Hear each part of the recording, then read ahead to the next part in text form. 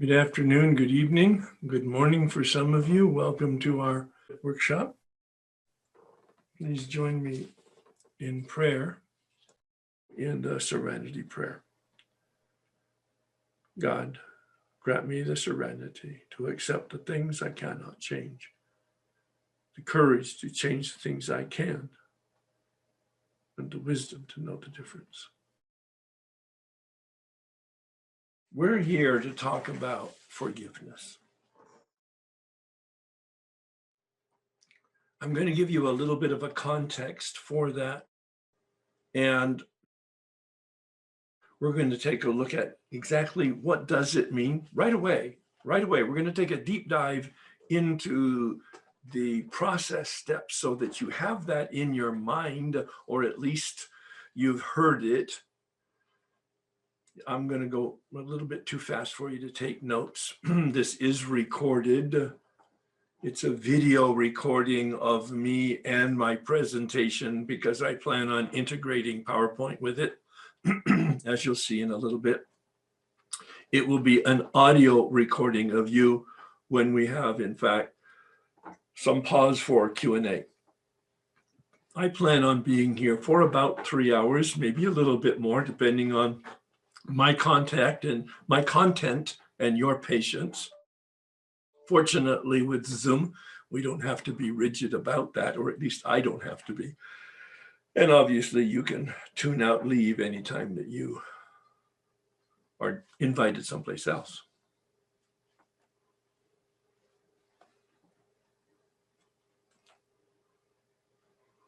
I was given the gift of sobriety in February of 1984.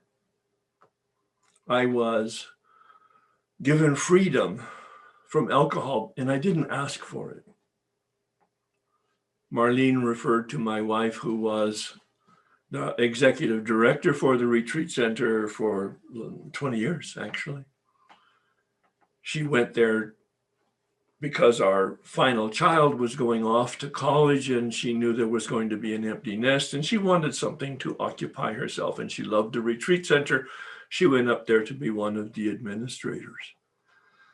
She didn't want much responsibility. She just wanted to contribute and have something to do that was meaningful.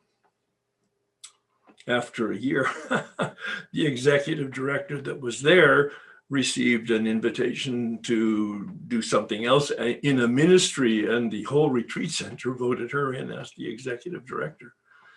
She says, "No, I'm the secretary." And she was the executive director for 20 years. Did a fabulous job. But she had a problem with alcohol before that. And it was the retreat center that had opened the door to the awareness of a problem that was alcohol and a solution that was 12-step recovery. And she began that journey. And the people who were helping her asked me to stop drinking for 90 days to support her recovery. And that's my story. Alcohol was removed. Now that might aggravate many of you who have really struggled in the past, or maybe even in the present, with your addiction. I mean, it's just my story. I can't explain it. I'm just relating it. In 1988, 4 years of a real big commitment, I'm not going to tell you my story, to the 12-step fellowship. 4 years into it, daily contact with the sponsor, daily meeting, step studies, book studies. I had not done the steps out of the big book because I didn't know how to do that. In 1988, I heard a man share about the big book as a textbook, and that he had had help, a teacher, a guide, a step guide, not a sponsor, a step guide that took him through the steps out of the big book mechanically. And he had the promised spiritual awakening. And I asked him to help me have that same experience. And he did. And so in 1988, I got free again, but this time from the bondage of unmanageability, that spiritual malady. About that time, I was asked by a group of people to participate in a panel on forgiveness. Well, I had never looked formally at the term, so I looked it up. In a dictionary, the word forgiveness is a decision to release. Look at my hand. A decision to release. Wow. Is it that simple? Yes. But as Bill says, his own story, it's not easy. In fact, he goes on to say, it means the destruction of self-centeredness. We must turn in all things to the Father of light who presides over us all. I'm quoting, it's one of my favorites from page 14 in the big book in Bill's story. Simple, but not easy. A price has to be paid. It means the destruction of self-centeredness. I must turn. See, it's this turning that we're going to be talking about today. That's the key. A decision to turn. And interestingly enough, after I did the steps 4 through 9, making the commitment in 3 to turn, I realized in my meditation practice that I started as I began step 9, I realized that although I had committed to turn and I had done all the work to turn, that I had been turned. Hear the vocabulary. I had been turned, which reinforced my understanding of a spiritual awakening, a change in the way we think and feel and behave. And it's done to us, not by us, but not without us. Appendix 2 in the back of the big book. It's worthy of a meditation.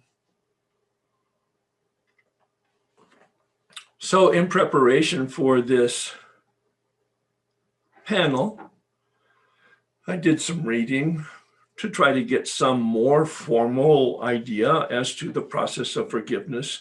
And I came across a book called Forgive for Good. This is 1990. The book had just been written and published by Fred Luskin, Luskin. Please make a note and put it on your reading list and move it to the top. Fred Luskin is a clinical psychologist, a professor of psychology at Stanford University, and he did his doctoral dissertation on forgiveness. And then he converted the doctoral dissertation into this book, Forgive for Good. And he's a scientist and he's a psychologist, and he presents from a human behavior standpoint only. There's no religion, there's no speculation, there's no philosophy. It's hard science. And I make that contrast to my approach, which was in fact philosophical, theological, 12-step oriented, a spiritual process. But as I read his book, and as we did the panel afterwards, I said, you know, Fred, and the panel went really well. Fred, as I read your book and understood the process from a psychologist standpoint, it's identical to the process of the 12 steps. The process is the same, but the dynamic is quite different. The vocabulary is quite different. And he said, yes, Herb, absolutely. The dynamic, the process is the same. The vocabulary is different. You come from a spiritual, the words of the 12-step recovery. And I come from psychology, hard science. He said, but you have a real advantage. You 12-step people, you spiritual people. I said, what's that? He said, you have the component of God. You have the component of a power other than yourself. I can't use that. I can't even refer to it. I'm a scientist. I only deal with facts and material reality. But there's a real advantage that I've noticed with the people who have this extra ingredient. I thought that was really humble of him to be able to say that. Just remember that forgiveness is a process. It's not a light switch event. Very much like the steps. I refer to the steps as a dimmer switch process. Appendix 2 that I referred to makes a distinction between a spiritual experience and a spiritual awakening. Bill Wilson had the spiritual experience, and that was that light switch event in the hospital in his 3rd day. His first day was detoxing. He was still drunk from going into the hospital. His second day, Ebby showed up and worked the steps with him, those Oxford group steps, those 6 steps. There's the second day detoxing in the hospital. You can read it on page 13 in the big book. And then on page 14, the third day. Actually, I believe it was December 12th or 13th. And 1934, he had his mountaintop experience. Well, most of us don't have that. I didn't. My process took a minimum of 5 and probably a maximum of 12 years to emerge and to solidify. And I say it that way because I got sober in 1984, but I did the steps in 1988, as I've already mentioned. And then I did the steps 3 more times over the next several years. And in 1996, completed that work. And I believe had a full awareness of and an experience with the awakening that is promised in the big book. Now, it didn't stop there because the dimmer switch is on an infinite axle because it's in touch with an infinite light. These are the words I use. They're not from the big book, but I think you get the idea. Bill says, in fact, in step 10, that this is a lifetime journey. He calls it our way of living. I'll refer to that later on.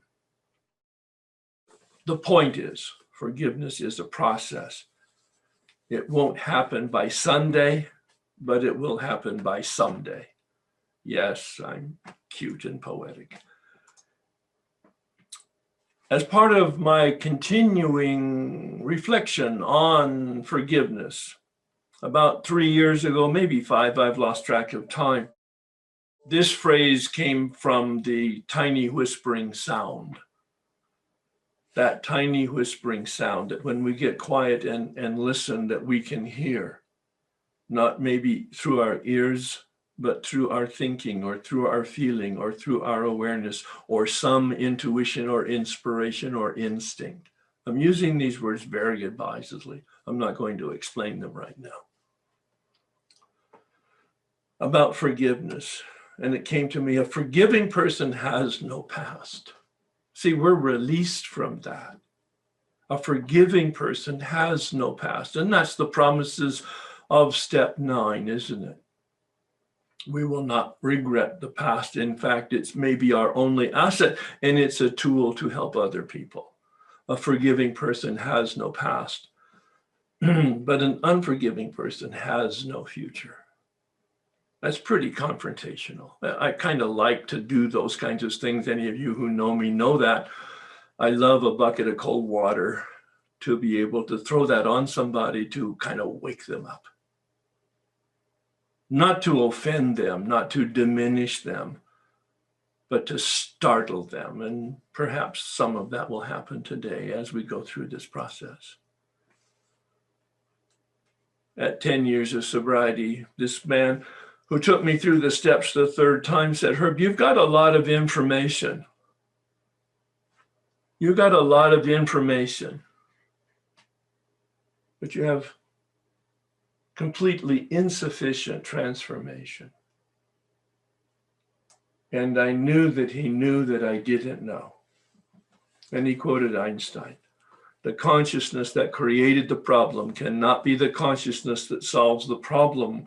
I've always prided my mind and knowledge and made a lifetime pursuit of that. That was the focus of my seeking until I met the 12 steps.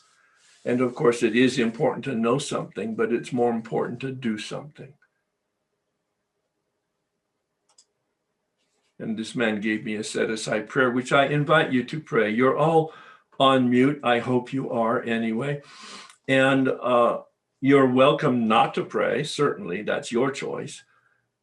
You're welcome, and I'm inviting you to pray out loud with me, or to just pray quietly to yourself. God, please set aside everything that I think I know about myself, my brokenness, my spiritual path in you, for an open mind and a new experience with myself, my brokenness, my spiritual path, and especially you. Forgiveness is a process. Now, I want to be really clear up front. It is true that you have been hurt. You have been betrayed. You have been abused. You have been abandoned. You have been disappointed.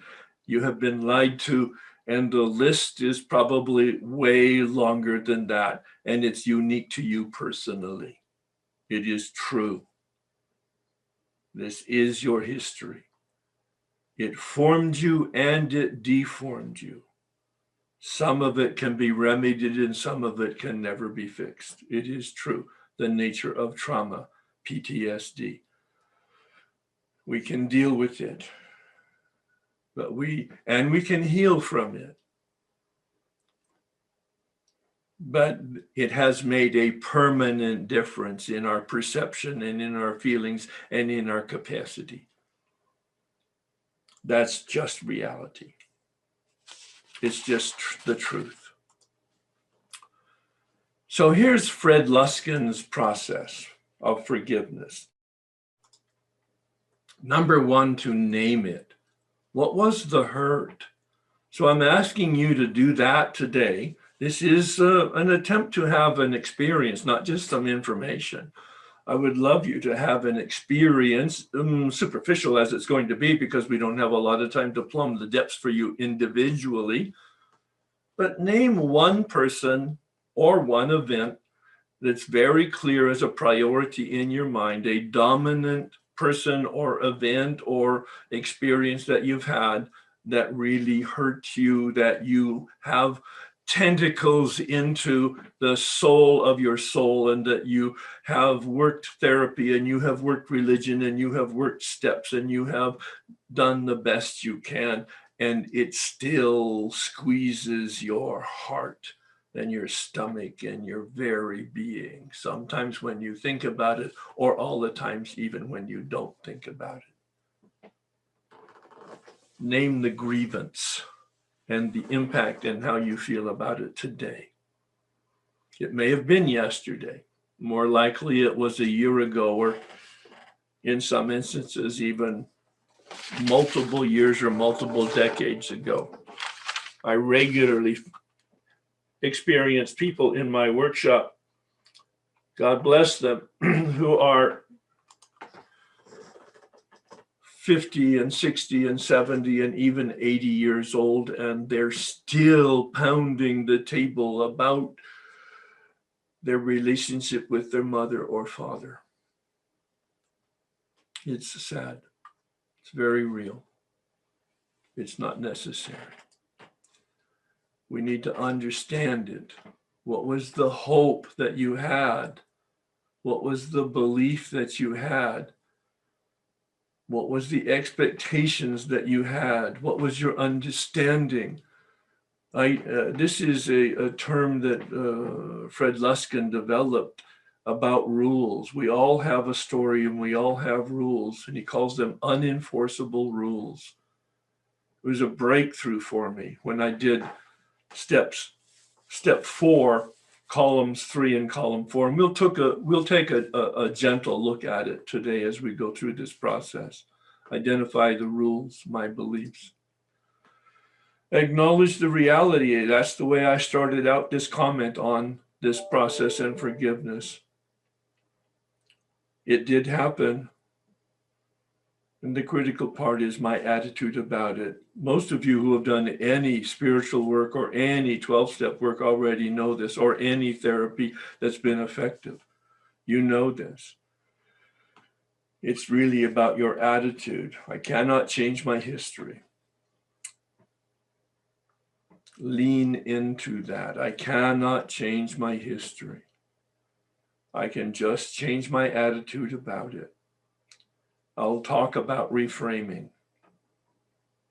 That's what the spiritual awakening suggests to us, doesn't it? A change in the way we think and feel and behave. And it's done to us, not by us, but not without us. I love the word co-creation, a contribution.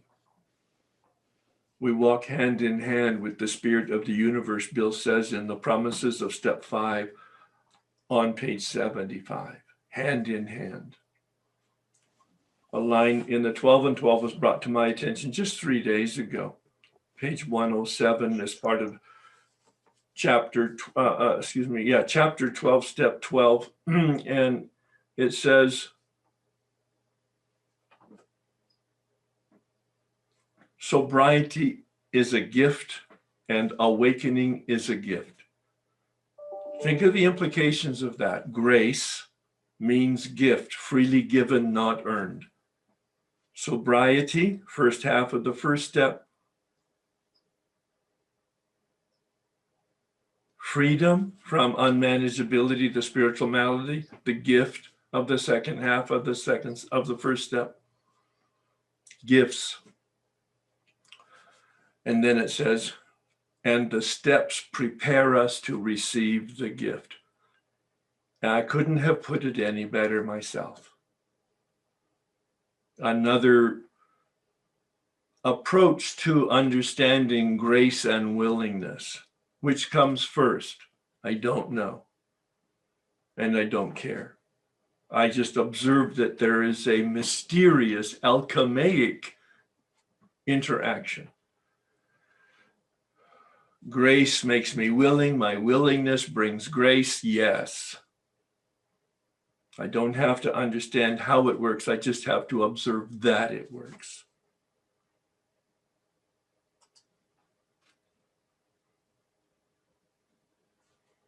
To accept my responsibility for my attitude, my beliefs, my hopes, and my healing. It's my responsibility, my decision. I have free will. We'll look a little bit at that also as we navigate this journey today. It's a decision. I have free will. The book is very clear. I don't have free will with regard to my addiction. I am powerless. I have no choice. The book is very clear. Page 62. I have no free will, no choice with regard to unmanageability. Unmanageability, my self-centeredness, my will always choose me on its own power. It's a survival hardwired mechanism. But on page 53, Bill nails it from a spiritual standpoint, from a human standpoint, from a psychological standpoint, from a reality standpoint. We have free will, not free about our addiction and not free about our unmanageability, but free to choose God or no God, power or no God, no power. Energy or no energy, life force or no life force in the universe. It's our decision, a free decision. God is or God isn't. What is your choice, he says. Wow.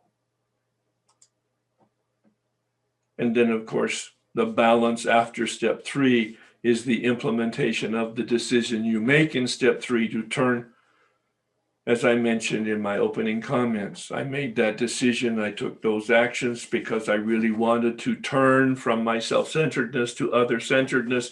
And when I finished the 9th step and was practicing my 11th step, I realized, as I looked back over my shoulder, I had been turned. Oh, I did a lot of work, but the spiritual math is very different than the material math. Material math, 1 + 1 = 2. Spiritual math, 1 + 1 = 5. Because the outcome of my willingness and the outcome of my action was disproportionate to my contribution. That awakening that I had been looking for all my life. And I would prided myself on being a seeker until I was age 48, 4 years sober. And as I finished the steps and became more awake and more aware, I realized I had become a finder. And I didn't realize that finding was way better than seeking.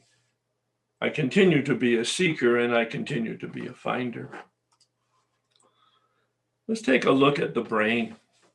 This is how we're built. I like to have context and I like to have a deep understanding of things. Who am I as a human being? I have 3 brains. It reflects who I am as a human being.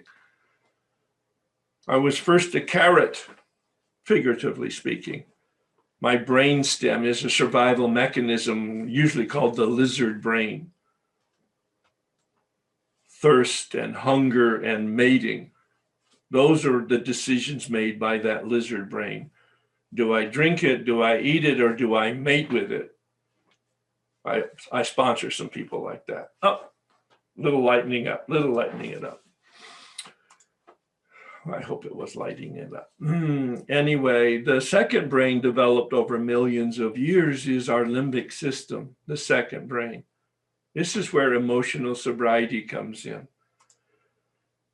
Using our third development brain, our cortex and neocortex, which is the areas for functioning in knowledge and decision, to manage our emotions and to manage our instincts, to manage our limbic system and to manage our brainstem survival instincts, improving our consciousness so that we are aware of the implications of the actions that we take both on ourselves and on other people, and we can make corrective adjustments.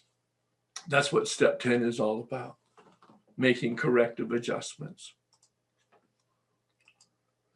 I've taken that to another level, which I think is important as a context for us.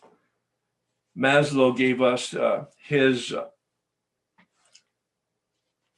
model for the hierarchy of needs for a human being. I don't refer to him in the PowerPoint anymore because I've changed it to adapt and adopt the 12-step experience that I've had. Of course, we have a body and we have a mind and we have a will. The body is that material part of us that is connected to the addiction. The mind is that material and immaterial aspect of us through our emotions and through our cortex that is subject to the addiction and the obsession. But the will is that thing that makes us uniquely human. We have the power of choice, as I mentioned earlier. Not about our addiction and not about our unmanageability, but we have a choice about the universe and our relationship with it. What brings an acorn to a sapling to an oak tree? That's the life force that we're talking about, which is a power other than ourselves. Not a material, but an immaterial. At least by the vocabulary and the understanding of the big book and the step process. And in fact, the way most of us have incorporated it. I have free will to choose. It's absolutely the critical piece of forgiveness. My power of choice. Knowing where I have the power of choice and knowing where I don't have the power of choice. This adaptation of the Maslow hierarchy of needs gives us a perspective on human development. It's an organic process. I realize, as are the steps, as is the forgiveness process. It's an organic process. I heard in a meeting one time, you can't make a tulip grow by pulling on it. I love simple pictures and words like that. They really help me kind of like, okay, Herb, take a breath. I'm very task-oriented. I'm very driven to know and to do and to become a better person by whatever standards I've adopted for the day. The best advice I got from a spiritual director when I was talking to him about my step 11 practice was, Herb, you're as powerless over your spiritual life as you are over alcohol. I hope you can hear this. It changed my relationship to meditation. I was a monk for 7 years, 1957 to 1964. 7 years in a monastery studying to be a Catholic priest. 7 years of silence. We did a lot of meditating. I walked out of there in the summer of 1964 and didn't meditate again for another 25 years because I didn't understand what I was doing. I didn't know what meditation was. I didn't know the value of it. I didn't know why to do it. I hung it up in the same way I hung up my black robe and never looked back. And yet in 1988, the man who took me through the steps broke the code for meditation. We ask God to direct our thinking, then we begin thinking. This is what's not in the big book. We listen to our thinking as an answer to our prayer. As simple as that. We listen to our thinking, not our ears, but our heart, our mind, our awareness, our feelings, our instincts, and our inspirations. We listen as the possibility of the life force giving us a direction as to how to be in the flow. And I did that for months. I had established a practice and I got bored. So I went to this spiritual director to talk about it. He knew nothing about 12-step spirituality, but he's deeply spiritual man. And he got it right away about step one and the work we do to have an awakening. And that's when he said, you're as powerless over your spiritual life as you are over alcohol having no power at all. You're as powerless over your meditation as you are over alcohol having no power at all. Your power is to show up, to sit in the presence of power, humbled by your powerlessness, to be present, being absorbed by and absorbing that presence to be changed. That's your thy will be done. You're responsible for the effort and the results are none of your business. What freedom that gave me. That released me from a task. We're talking today about release. Maybe that's why that has come up in this section, because I didn't plan on it. Emotional sobriety is that second stage of recovery. I've done a workshop on that and I continue to reflect on that. Dr. Alan Berger is a wonderful resource. I have just proofed his book, his new book on emotional sobriety. It will be the best book that he's written so far, I believe. So pay attention to when that comes out from Hazleton. All my relationships have been healed. All of my relationships have been healed. And I see this process as developing my conscience in terms of my awareness and vigilance in step 10, my consciousness and my awareness of the presence of God or power in my life, in the universe, with this daily improving dynamic we call meditation and contemplation.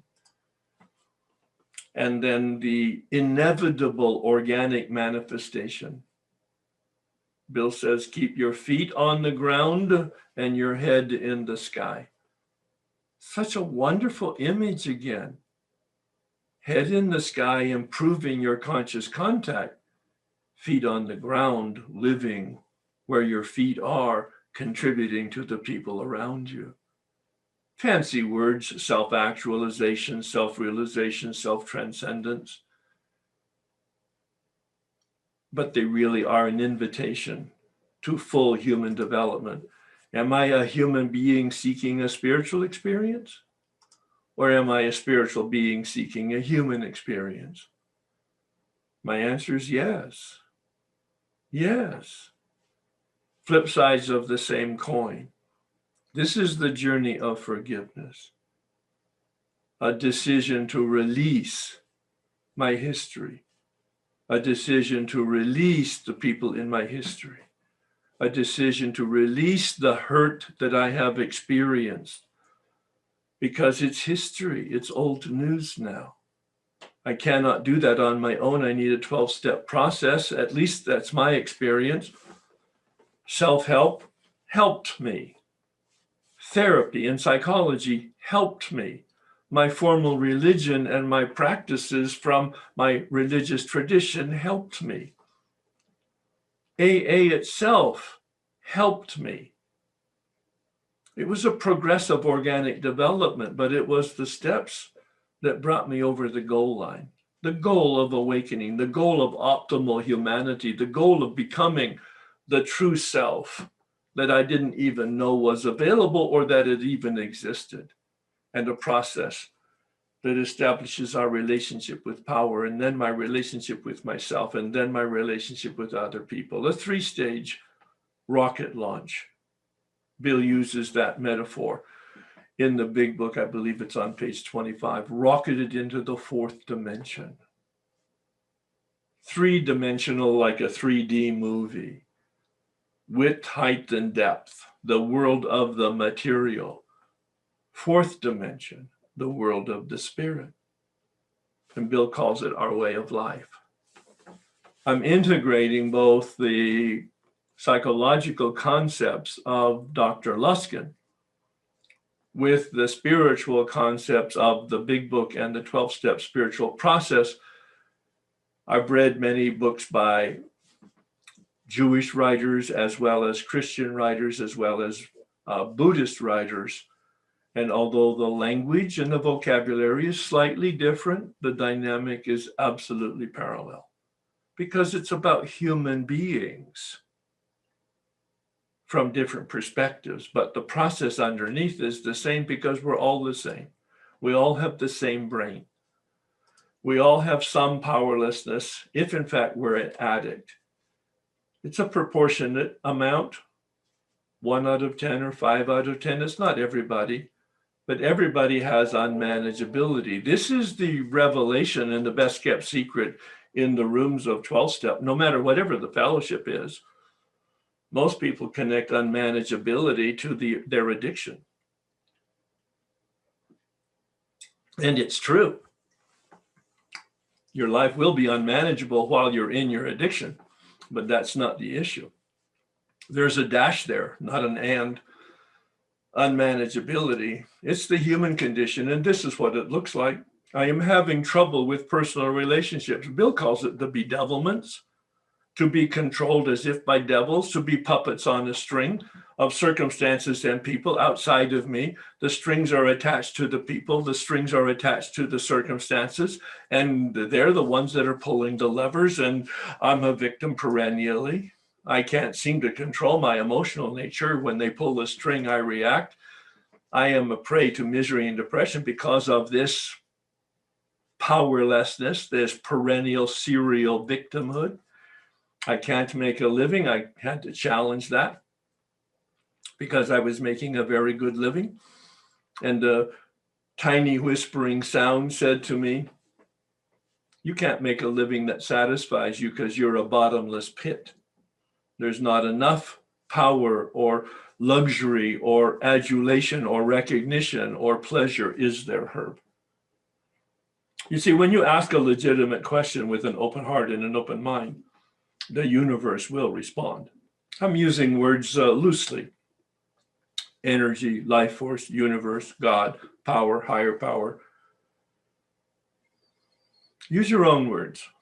Listen to, people call it the wee small voice. The actual translation from the Aramaic is tiny whispering sound.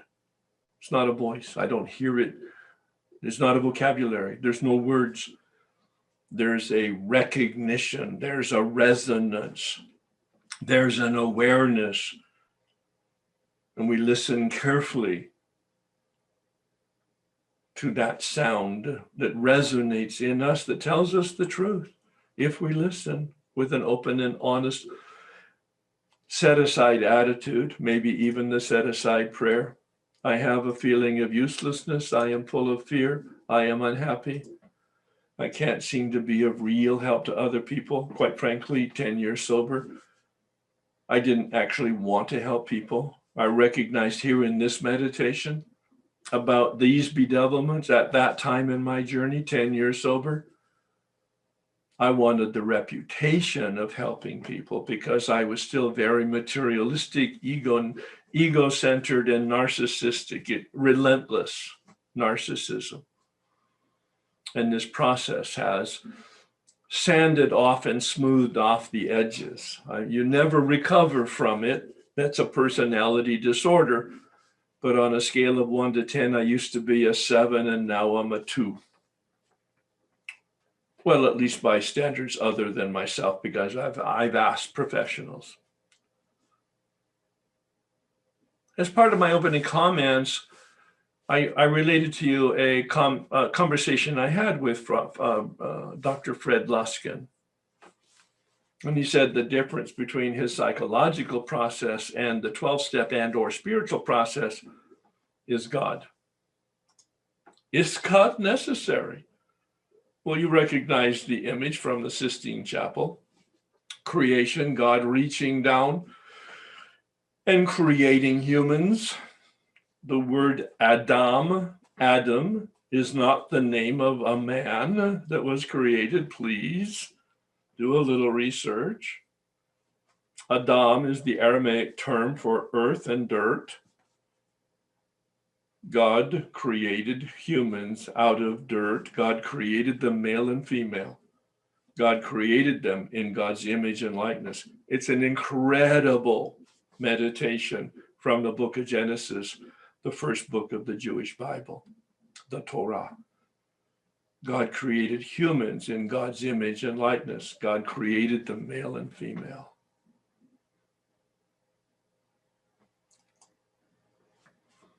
But the big book is very generic, literally, although it comes out of a Christian milieu, we all know that. Bill tried to scrub it of any religious connotations or connections. He says, make a decision about power. What is it for you? Healthy steps, higher self, human spirit, Holy Spirit? He said in the 12 and 12, at the least, you might want to choose the group as your higher power if you're having any trouble at all with the fourth dimensional concept. Choose the group. It certainly has something that you don't have, maybe even a sense of humor, let alone a healthy life. What is it for you? Make a decision about your concept. Challenge yourself right now.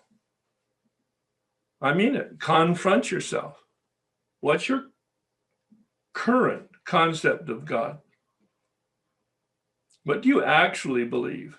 Actually believe, not think, want, feel, read, mouth, have heard from sponsors and parents and churches and wherever else you learn. But search your heart. What do you believe? And I hope you can write it down and then ask yourself this next question. How do I behave? My head and my heart will regularly lie to me, not because it's deceitful by nature, but just it's protective. At least it's delusionally protective. But one of the people that I was connected to, a teacher that was so effective, said, your feet tell you what you believe. How you behave tells you what you believe.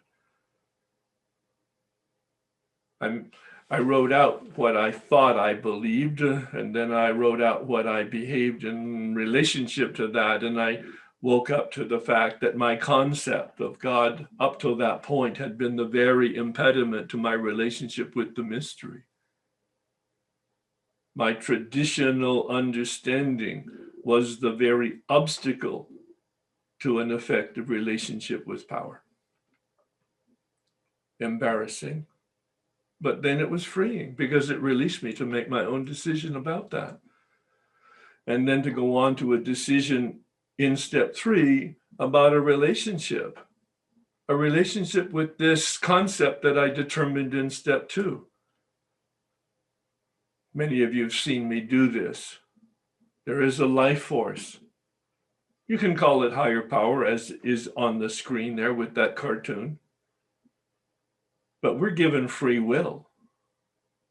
And we go against the life force. That's where the disturbance comes. That's where the bedevilments come from. That's where the serial suffering comes from. I go against the flow of the life force. I mentioned the acorn that becomes the sapling that becomes the oak tree. What is that life force?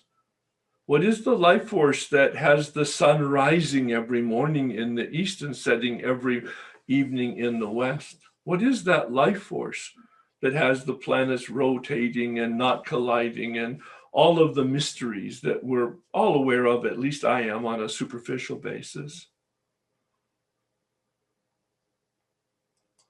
And the key to step 3 is to place ourselves, at least to commit ourselves to be in alignment. The term isn't in the big book. To be in alignment. To be in alignment. The turning that we have, I guess I better turn this way. My camera's in a different spot. The turning on step 3 is a commitment to do steps 4 through 9 to turn to be in alignment with the reality as we're understanding it. And when we're disturbed, step 10 says, we use the formula to place ourselves back in alignment. It's really so simple when it's perceived this way. Again, relevant to forgiveness, a process of turning from a grip on a story that is about the history but has no relevance in the present. Yes, we were hurt. Yes, we were abandoned. Yes, our life is permanently changed and modified, limited by that. I don't want to be cavalier or insensitive, but I am direct. What happened is true. Now deal with it. Now deal with it. Because it's your life. It's your decision to be in alignment or not. I'm asking you now to pray this third step prayer with me. It's here on the screen. I've brought it into current language. I've eliminated the these and the thous. I personally don't like those terms. You're welcome to reinstate them the way they are in the book. Other than that, the prayer has not been changed. But think about the concept, the reality for you of this power that you have or that you want to have. Be open, be really broad in your embrace here. That you have or that you want to have. And the relationship that your heart yearns for. A word that's not in the big book, but it just speaks to me from the deepest part of my soul. Since I was 10 years old, I yearned for something which kept me seeking in a variety of dead ends and blind alleys, eventually finding through the step process what I was looking for, which was a huge surprise. The set-aside prayer sets us up to be surprised and to establish and to foster and to sustain and to expand that relationship, that co-creation, that walking hand in hand with the spirit of the universe that Bill talks about in the promises of step 5. Please join me. God, I offer myself to you, to build with me and to do with me as you wish. Relieve me of the bondage of self, that I may better do your will. Take away my difficulties, that victory over them may bear witness to those I would help of your power, your love, and your way of life. May I do your will always. So we find ourselves in bondage as we finish that step 3, and that's why we're here doing this work, not today necessarily, but when you were involved or are involved with your own sponsor, step guide, or teacher of some kind. One of my teachers talks about the core of goodness that we have. This is the original face. This is the imago Dei. This is the image and likeness. This spiritual reality that is the true nature of the human essence. But then we have a body to deal with. We are incarnated, and we receive the genetics of millions of years of development from those parents of ours.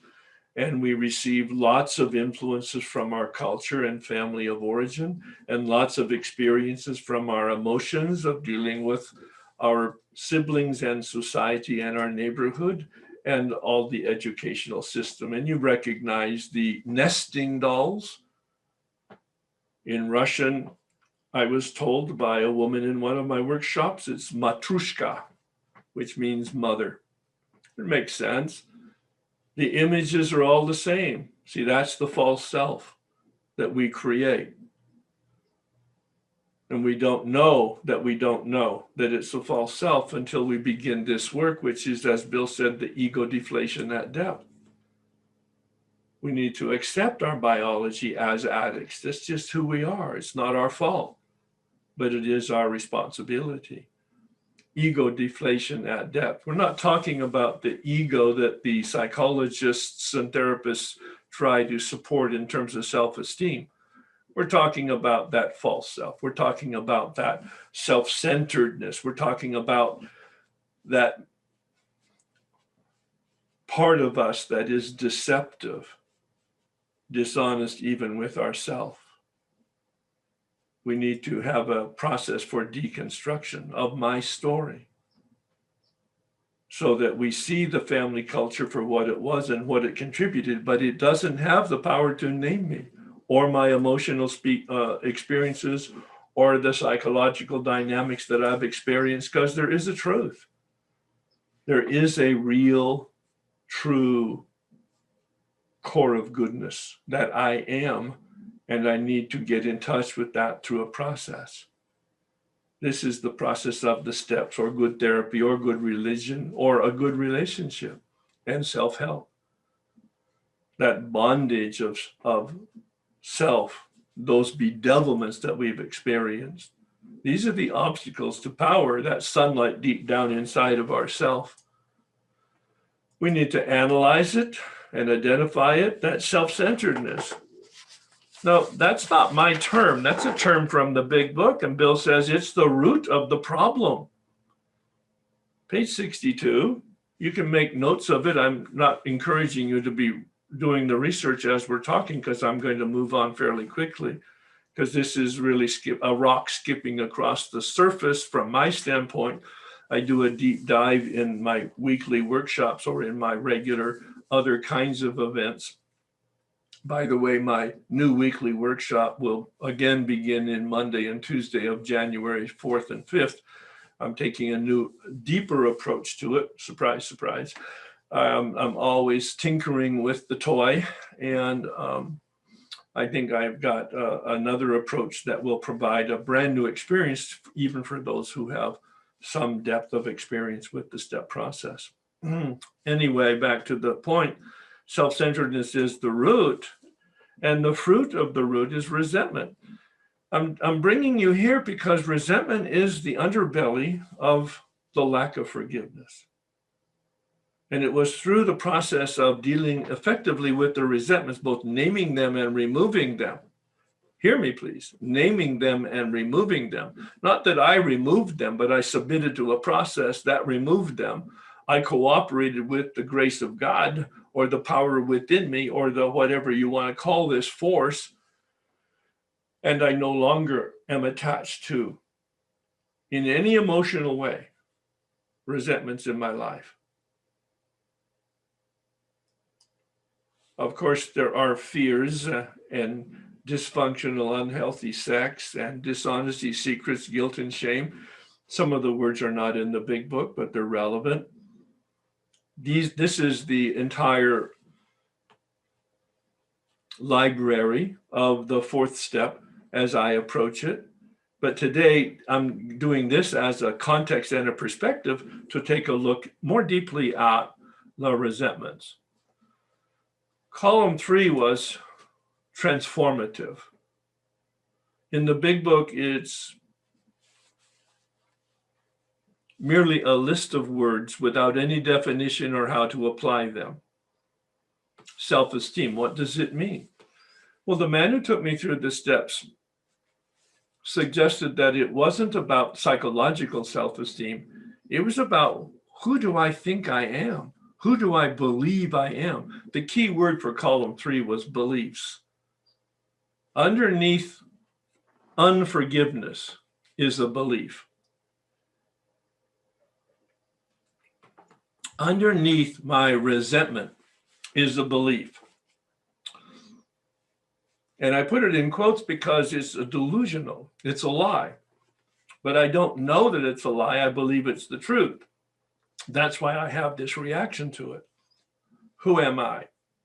Ask yourself, when you're standing in front of the person that you perhaps wrote the name of and the incidents of unforgiveness that you're still burdened with, as I asked you to do at the beginning of our time together. Who are you standing there looking at this person? Who are you in your own head? How do you want other people to see this person treating you? And I found out that I was very delusional. I said, I am a wonderful man with a lot of gifts. In fact, in my work environment, I was the best employee, deserving a lot of money. I was entitled to a promotion and lots of perks. I was asked then what the fear was, as it suggests in the big book. And my fear was that I wasn't any of that they would see through the mask, that persona, the Hollywood storefront that I had created. You see, this is about the deflation of the ego at depth, the deflation of the false self. It's those beliefs that is the seedling that creates the resentment, that creates the unforgiveness in us. Who are they? What is my belief? What is my should? If you want a shortcut to understand your beliefs, listen to yourself when you think or feel or say should. It may be very healthy. More often than not, it won't be. If you're honest with yourself, the word should, I should, they should, we should, the world should, reality should, politicians should, teachers should, parents should. We have lots of shoulds. What's your story about shoulds? At 16, I believed my father should honor his promise of giving me a car for my 16th birthday. He didn't. I had a deep resentment, in fact, rage. Even at 48 years old, 4 years sober, and he had been dead 12 years. But when I unpacked this belief, I saw that I was entitled, that at 14, I had a ticket for driving under the influence without a license. At 15, I had been put in jail overnight for drunk and disorderly in possession of a weapon. At 16, I had again been arrested for stealing cars. Now, why would any responsible parent give a car to that young man? But you see, I never connected my history with his decision, because I wanted what I wanted when I wanted it, because I thought who I was entitled. A complete distortion of reality, and I couldn't see that I didn't see. Chuck C has a book called A New Pair of Glasses. It's perfect for us. I needed a new pair of glasses, new lenses through which to look at reality. Because when I look at reality, I don't see reality as it is. I see reality as I am. Life should. That's how I frame reality, which makes me a perpetual victim. Because life doesn't respond to me. My role as a human being in life is to identify what life is, what reality is, accept what reality is, and adjust to reality is. Reality will never adjust to me. It's like the brick wall. If I want to get on the other side of the brick wall, trying to walk through it will not work. I'll just get bruised. Life doesn't adjust to me. It's immutable. It doesn't change.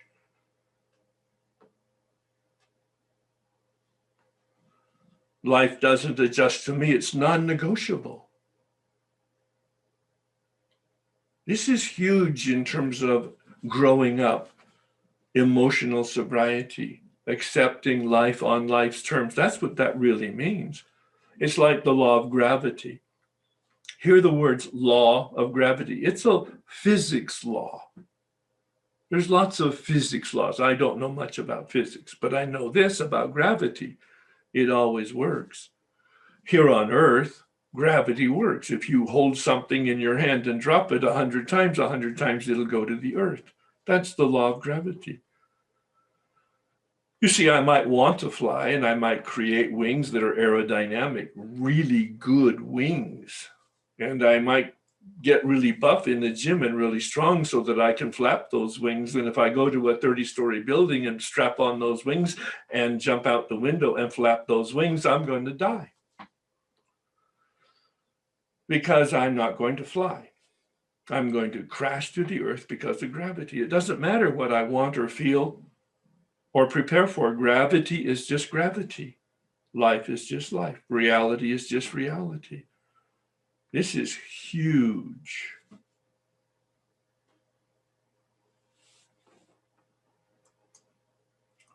Column 4 was even bigger, quite frankly. It was the first time that I had taken full responsibility for my life.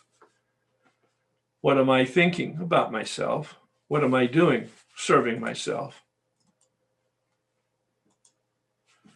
What is my fear? I won't get what I want or I'll lose what I have. All about me. Where am I being dishonest? My personality is one that hides, camouflage. There are 3 basic instincts for animal survival: fight, flight, and freeze. Fight is anger, flight is fear. Camouflage is dishonesty and hiding. That is the predominant reaction that I have. I'm a shame-based person. I hide, I camouflage. I create a mask to pretend to be the person I want to be or I want you to think I am. And that mask and that wall and that persona and that Hollywood storefront has to be deconstructed if, in fact, the real Herb is going to manifest. And ultimately, I have to take responsibility. Responsibility for my thoughts, responsibilities for my feelings, responsibilities especially for all my actions. As I say, I'm pretty direct, and I actually enjoy confronting in the best of ways with the best of intentions. And one of the arrows of confrontation that came to me in my own meditation was, I have exactly the life that I created. Each one of you here listening, watching, has exactly the life that they created. The Buddhists have a fancy term, they call it karma. It's nothing mysterious or mystical or outside of yourself. What it really does mean is that for every action you take, there is a reaction, there is a consequence, there is an outcome for every action. And the accumulated outcomes of every one of our actions is the life that we have today. The problem is not other people or circumstances. Oh, they are problems and they do nasty things or they do unhealthy things at the very least, and they do self-serving things certainly all the time. That's the nature of human nature. But the problem is not other people or circumstances. The problem is my reaction to them. Viktor Frankl, a Viennese psychiatrist, Jewish, was captured and taken into Auschwitz in 1944-45, near the end of the war. Because of his being a physician, he was given responsibility in the camp, which allowed him to have a little bit of respite from the horror of it all. But he observed that some people died rather quickly, some people lingered for a while, and then some people actually thrived in the camp. And he wondered, what was the difference? He wrote a book, Man's Search for Meaning. Classic book, came out in the early 50s probably. Short, 100 pages, worth reading. Bottom line was, I don't have any control over the weather or whether I'm in Auschwitz. I don't have any control over the guards and how they're treating me. I don't have any control over the inmates and the food and the bed and the accommodations and the weather. What do I have any influence over? He dropped the word control. What do I have any influence over? Oh, my attitude about it all. That's what we're talking about here. My attitude about it all. That's my choice. Bill says on page 66, at the bottom of page 66, in reference to resentments, we could not wish them away any more than alcohol. I'm a big book literalist and fundamentalist. I pay attention to the exact words used by the big book and Bill Wilson. I try to understand in the context of the way the words are used, what do they mean? We could not wish them away any more than alcohol. Oh, I'm as powerless over my deep resentments as I am over alcohol. Meaning I don't have any choice, I don't have any power. I can name them, I can analyze them, I can talk about them as I have already superficially here today. And you more deeply with your own sponsors and step guides, certainly in preparation of your inventory work as well as your step 5 confession work. But I can't remove them. At the heart of the matter is I'm powerless. So on those 2 pages, he gives us an approach for prayer, is to identify your deep resentments. This is a specific set of instructions I received the second time I went through the steps. I didn't have it the first time, but the second time I went through the steps, this man had this insight based on pages 66 and 67, totally relevant to our discussion on forgiveness about deep resentments. Identify them. So my dad was on the list. I had 7 other people. There were 8 altogether.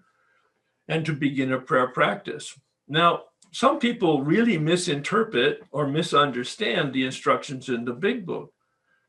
It doesn't say that we pray for them.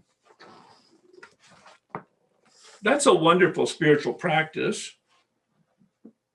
There's a story in the back of the book that talks about that, praying for other people, that they have what they need, that they heal, etc., etc. That's a great spiritual practice. That just isn't the particular mechanical practice that Bill is describing here on page 67. He says, we ask God to help us. We're not praying for them. We're praying for ourselves. We're praying for the intervention of the spiritual surgeon, the divine surgeon, to enter into our souls and our hearts and our very being to surgically remove, excise this cancer of resentment. We're praying for our healing. We're praying for ourselves. We ask God to help us, show them tolerance, patience, compassion. I use the word compassion rather than pity. I don't like the word pity. Prayers are not about words, they're about intention. That we would cheerfully grant to a sick friend. In the Way of Life document, I have crafted a prayer that I was asked to pray each day for the removal of each one of those 8 deep resentments. And I began that practice, and I daily prayed 8 prayers, one for each. The removal of each from me, the healing of me and my relationship to this resentment. And it was 3 months later that I realized that one of them, there was no negative valence for, no negative energy for. So I crossed it off the list, and I began, and I continued to pray for the 7 and then the 6 and then the 5. You kind of get the picture, like snow in the springtime melting away over time. A process, not an event. But it required me to show up and to believe in the process, of course. You know, the good news is, not only did they go away, but they've never come back. None of those 8 resentments have ever had any emotional resonance with me. Do I have a memory? Oh, absolutely. But it has no attachment. It has no roots. It has no tentacles. I have a memory of my rage for my father, but in my heart, I have a loving connection with my father and his spirit and our time together. Amazing. I couldn't do that in confession. I couldn't do that in my religious tradition. I couldn't do that in therapy. And I did not do that in the first 7 years in AA. But because this man helped me unpack the true meaning of what Bill's suggestions are in the big book, I was able to apply that practice because he had had the experience with it. And I got free. See, that's what we're talking about here. Since we began talking, releasing is the heart of forgiveness, and the purpose is freedom. My freedom, their freedom. Listen to the prayer of St. Francis. To the extent that I forgive them, I am forgiven. Listen to the prayer in the Hebrew scripture. Jesus' prayer, our Father. To the extent that I release them from their debts, I am released. Different people, different times. But it's the same dynamic because it's coming from the human understanding of the human condition. I can make a decision to release it, or at least to want to. The key to step 6 and to step 8 are willingness. The key to step 2 is willingness. On page 47, Bill says about step 2 that willingness is the cornerstone. In step 6, he says, you might be attached to your character defects, but it's the willingness to let them go that will be the key to their removal. In step 8, it's the willingness to repair the damage and to change your life. It's merely the willingness shown as a commitment through action that in fact will give you the release and give you the repair and give you the healing and bring the healing to other people. Of course, there are other obstacles to power. We're not going to look at those today because the primary reason we're doing today is about forgiveness, which the underbelly of, as I've mentioned many times, is resentment. But the balance of the work in step 4 is critical to the balance of the work of steps 5 through 9.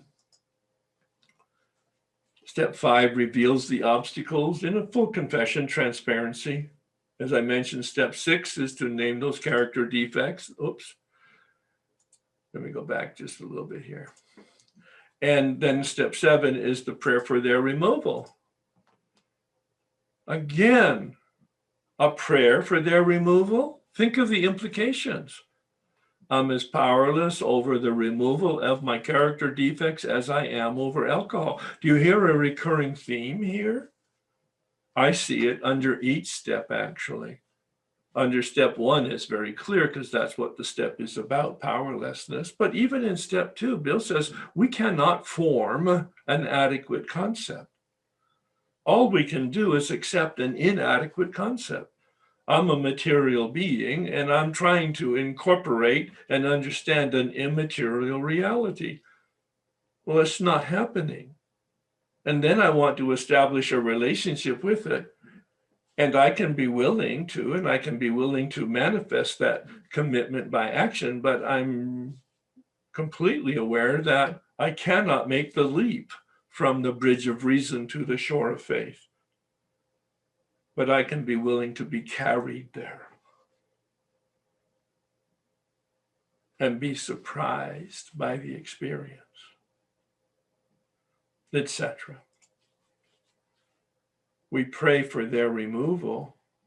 And then I found another component that isn't in the big book that was critical to step 7, which was accountability, to talk to somebody about that. Reporting either on a daily basis, a weekly basis, or a monthly basis, depending on the severity of the character defect. My very first priority was a daily prayer and a daily accountability specifically for the specific character defect, because it was undermining my program and my family and my career. Vicious. Within 48 hours, the behavior changed. Within 2 years, the inclination to the behavior changed. Hear the process, though. It's not an event. It's not that mountaintop spiritual experience, not me. Spiritual awakening is my song. Glacially slow. Thawing out for 4 years in AA on the outside. And then doing the steps for the next 10 years, 3 different times, and thawing out on the inside.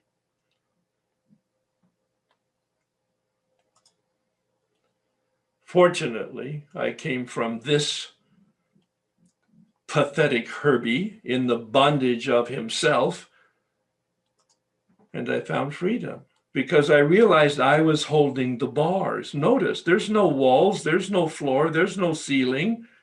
There's just pathetic Herbie looking through the bars, thinking that he's in jail, and all he has done is built a prison from the wall that he thought was going to be protecting him. It turns out not to be a survival protection, but to be a prison that puts me in bondage. And I need to have that wall deconstructed, and I need to drop the bars in order to find the freedom.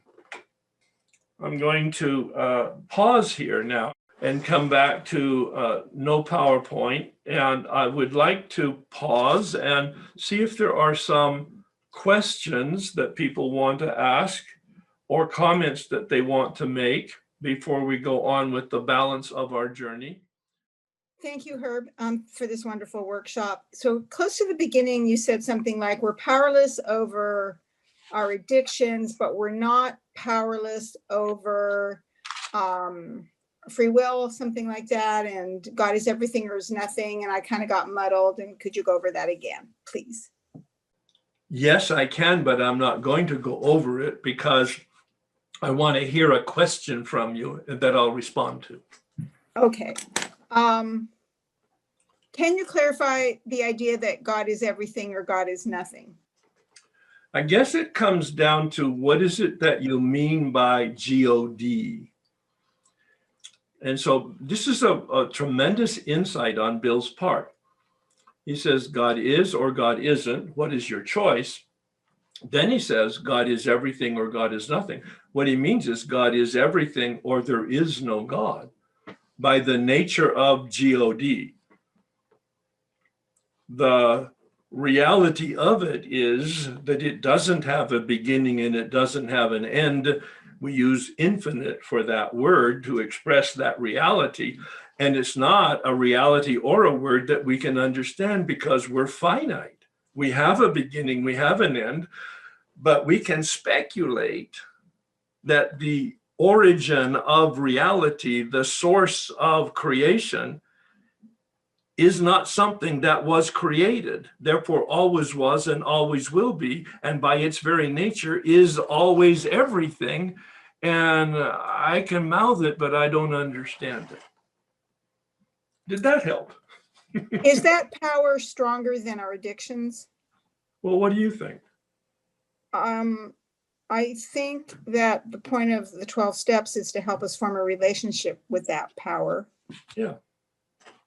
But somehow in there is my choice. Is my choice to do the work or not? Is that where my choice is? That's certainly your choice, isn't it? To do the work or not.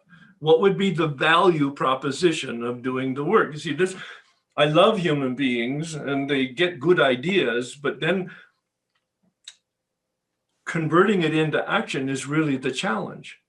And we only convert into action if, in fact, there's a benefit or value to us. So what's the value of taking the action for you? To get the power. What's the value of that? To stop suffering and to help Bam. others. Bam. Well, help others, maybe. It wasn't on my radar screen.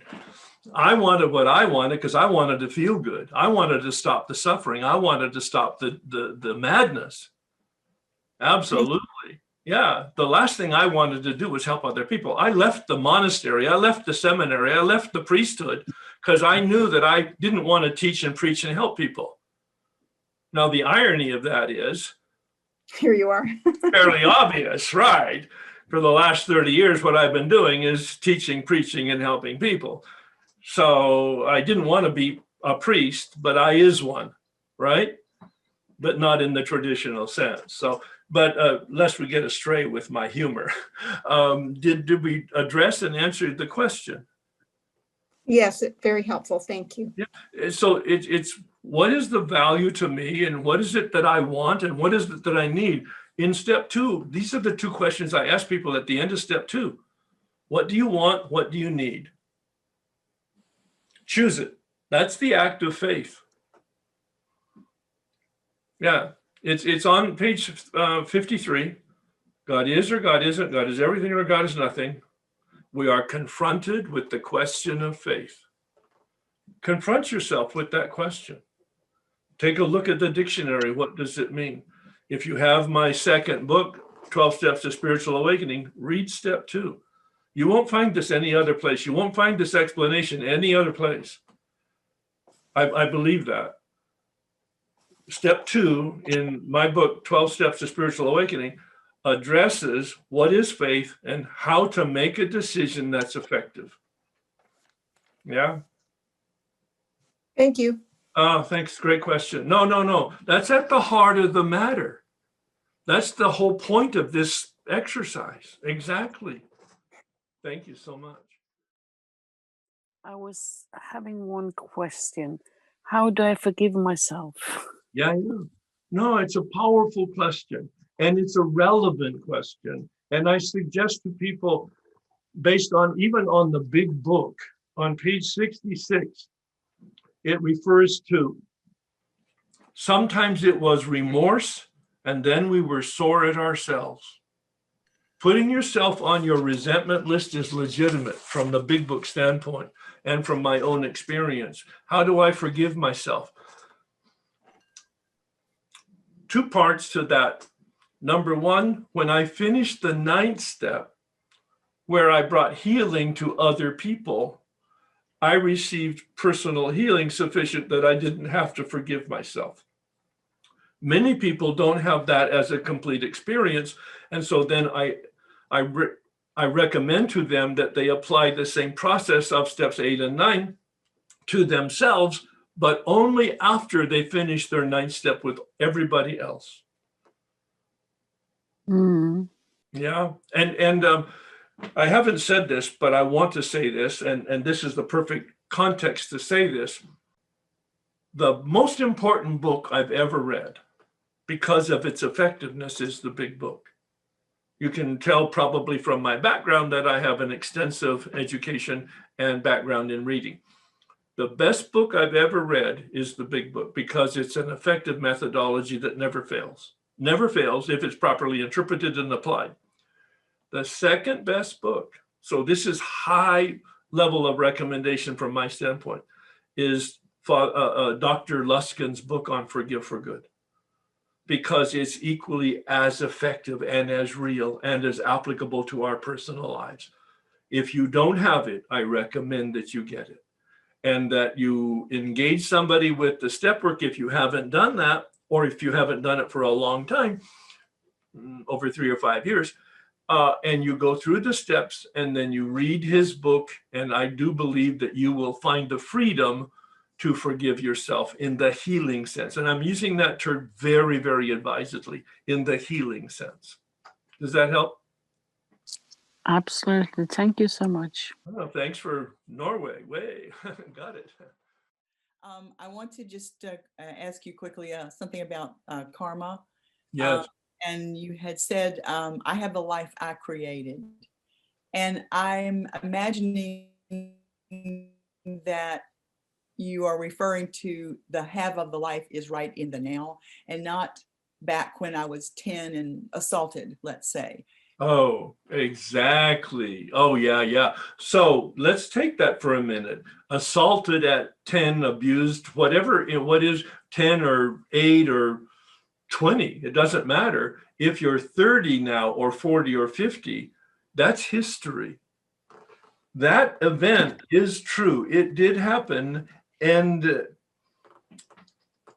it perhaps made an indelible impression on you that changed your life and the direction of your life. Yes. But now, as you just said, you're responsible for where your feet are today and how they move. Yes, you had an experience at 10 or 20 or whenever. You had that experience, but you are now not having that experience.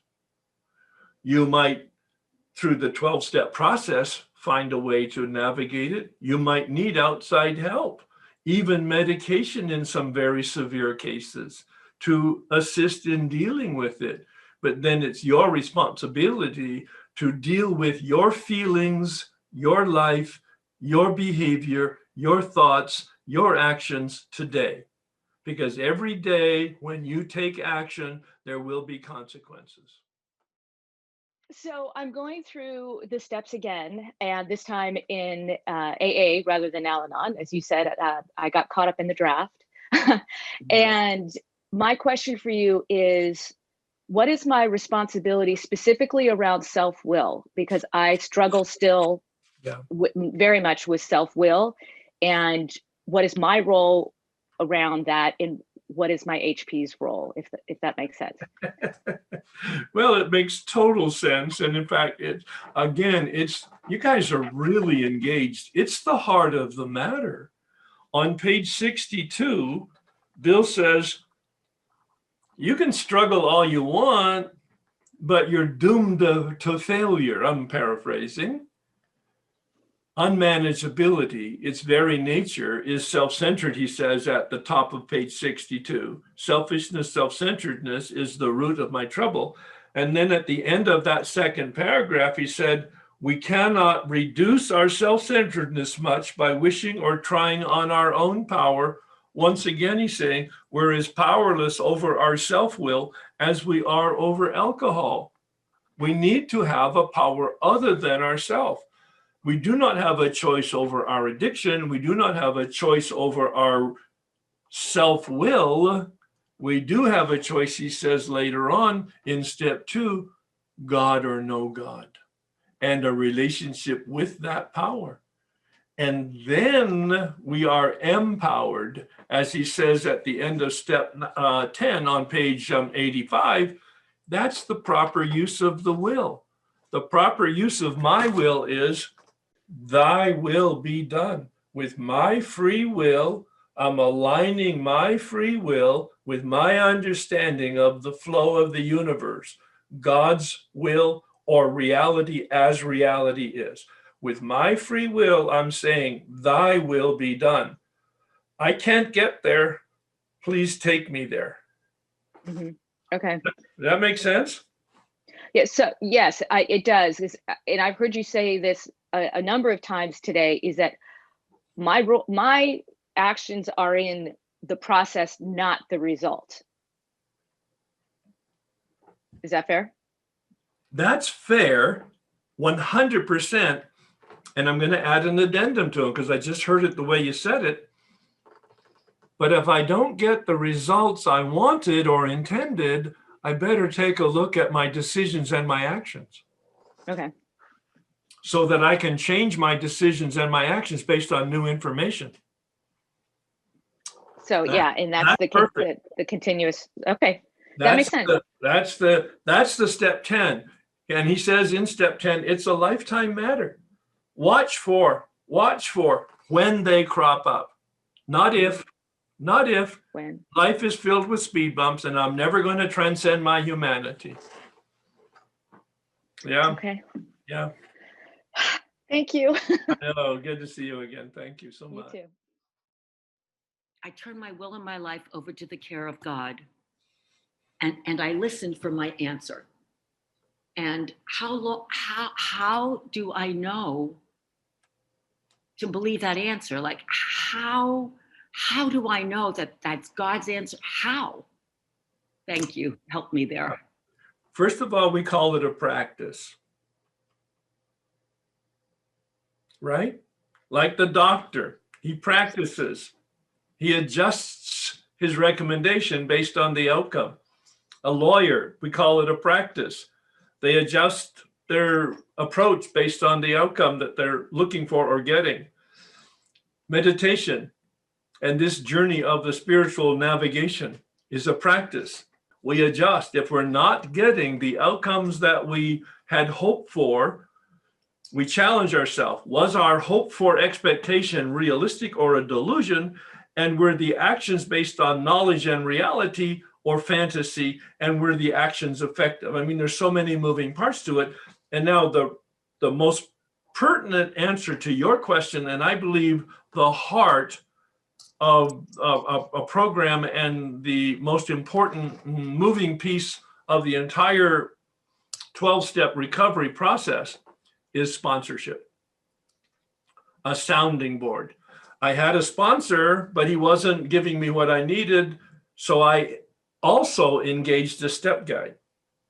Once I had the step guide and he revealed to me the way of breaking open step 11, I needed more help and he didn't have that information. I had to go to a spiritual director.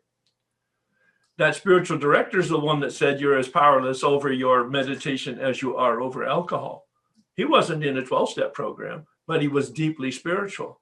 And because I'm becoming very aware of this narcissism that I had never been aware of before, I engaged a therapist so that I could, in fact, get some professional help in dealing with my personality distortions. And so it's a wonderful question.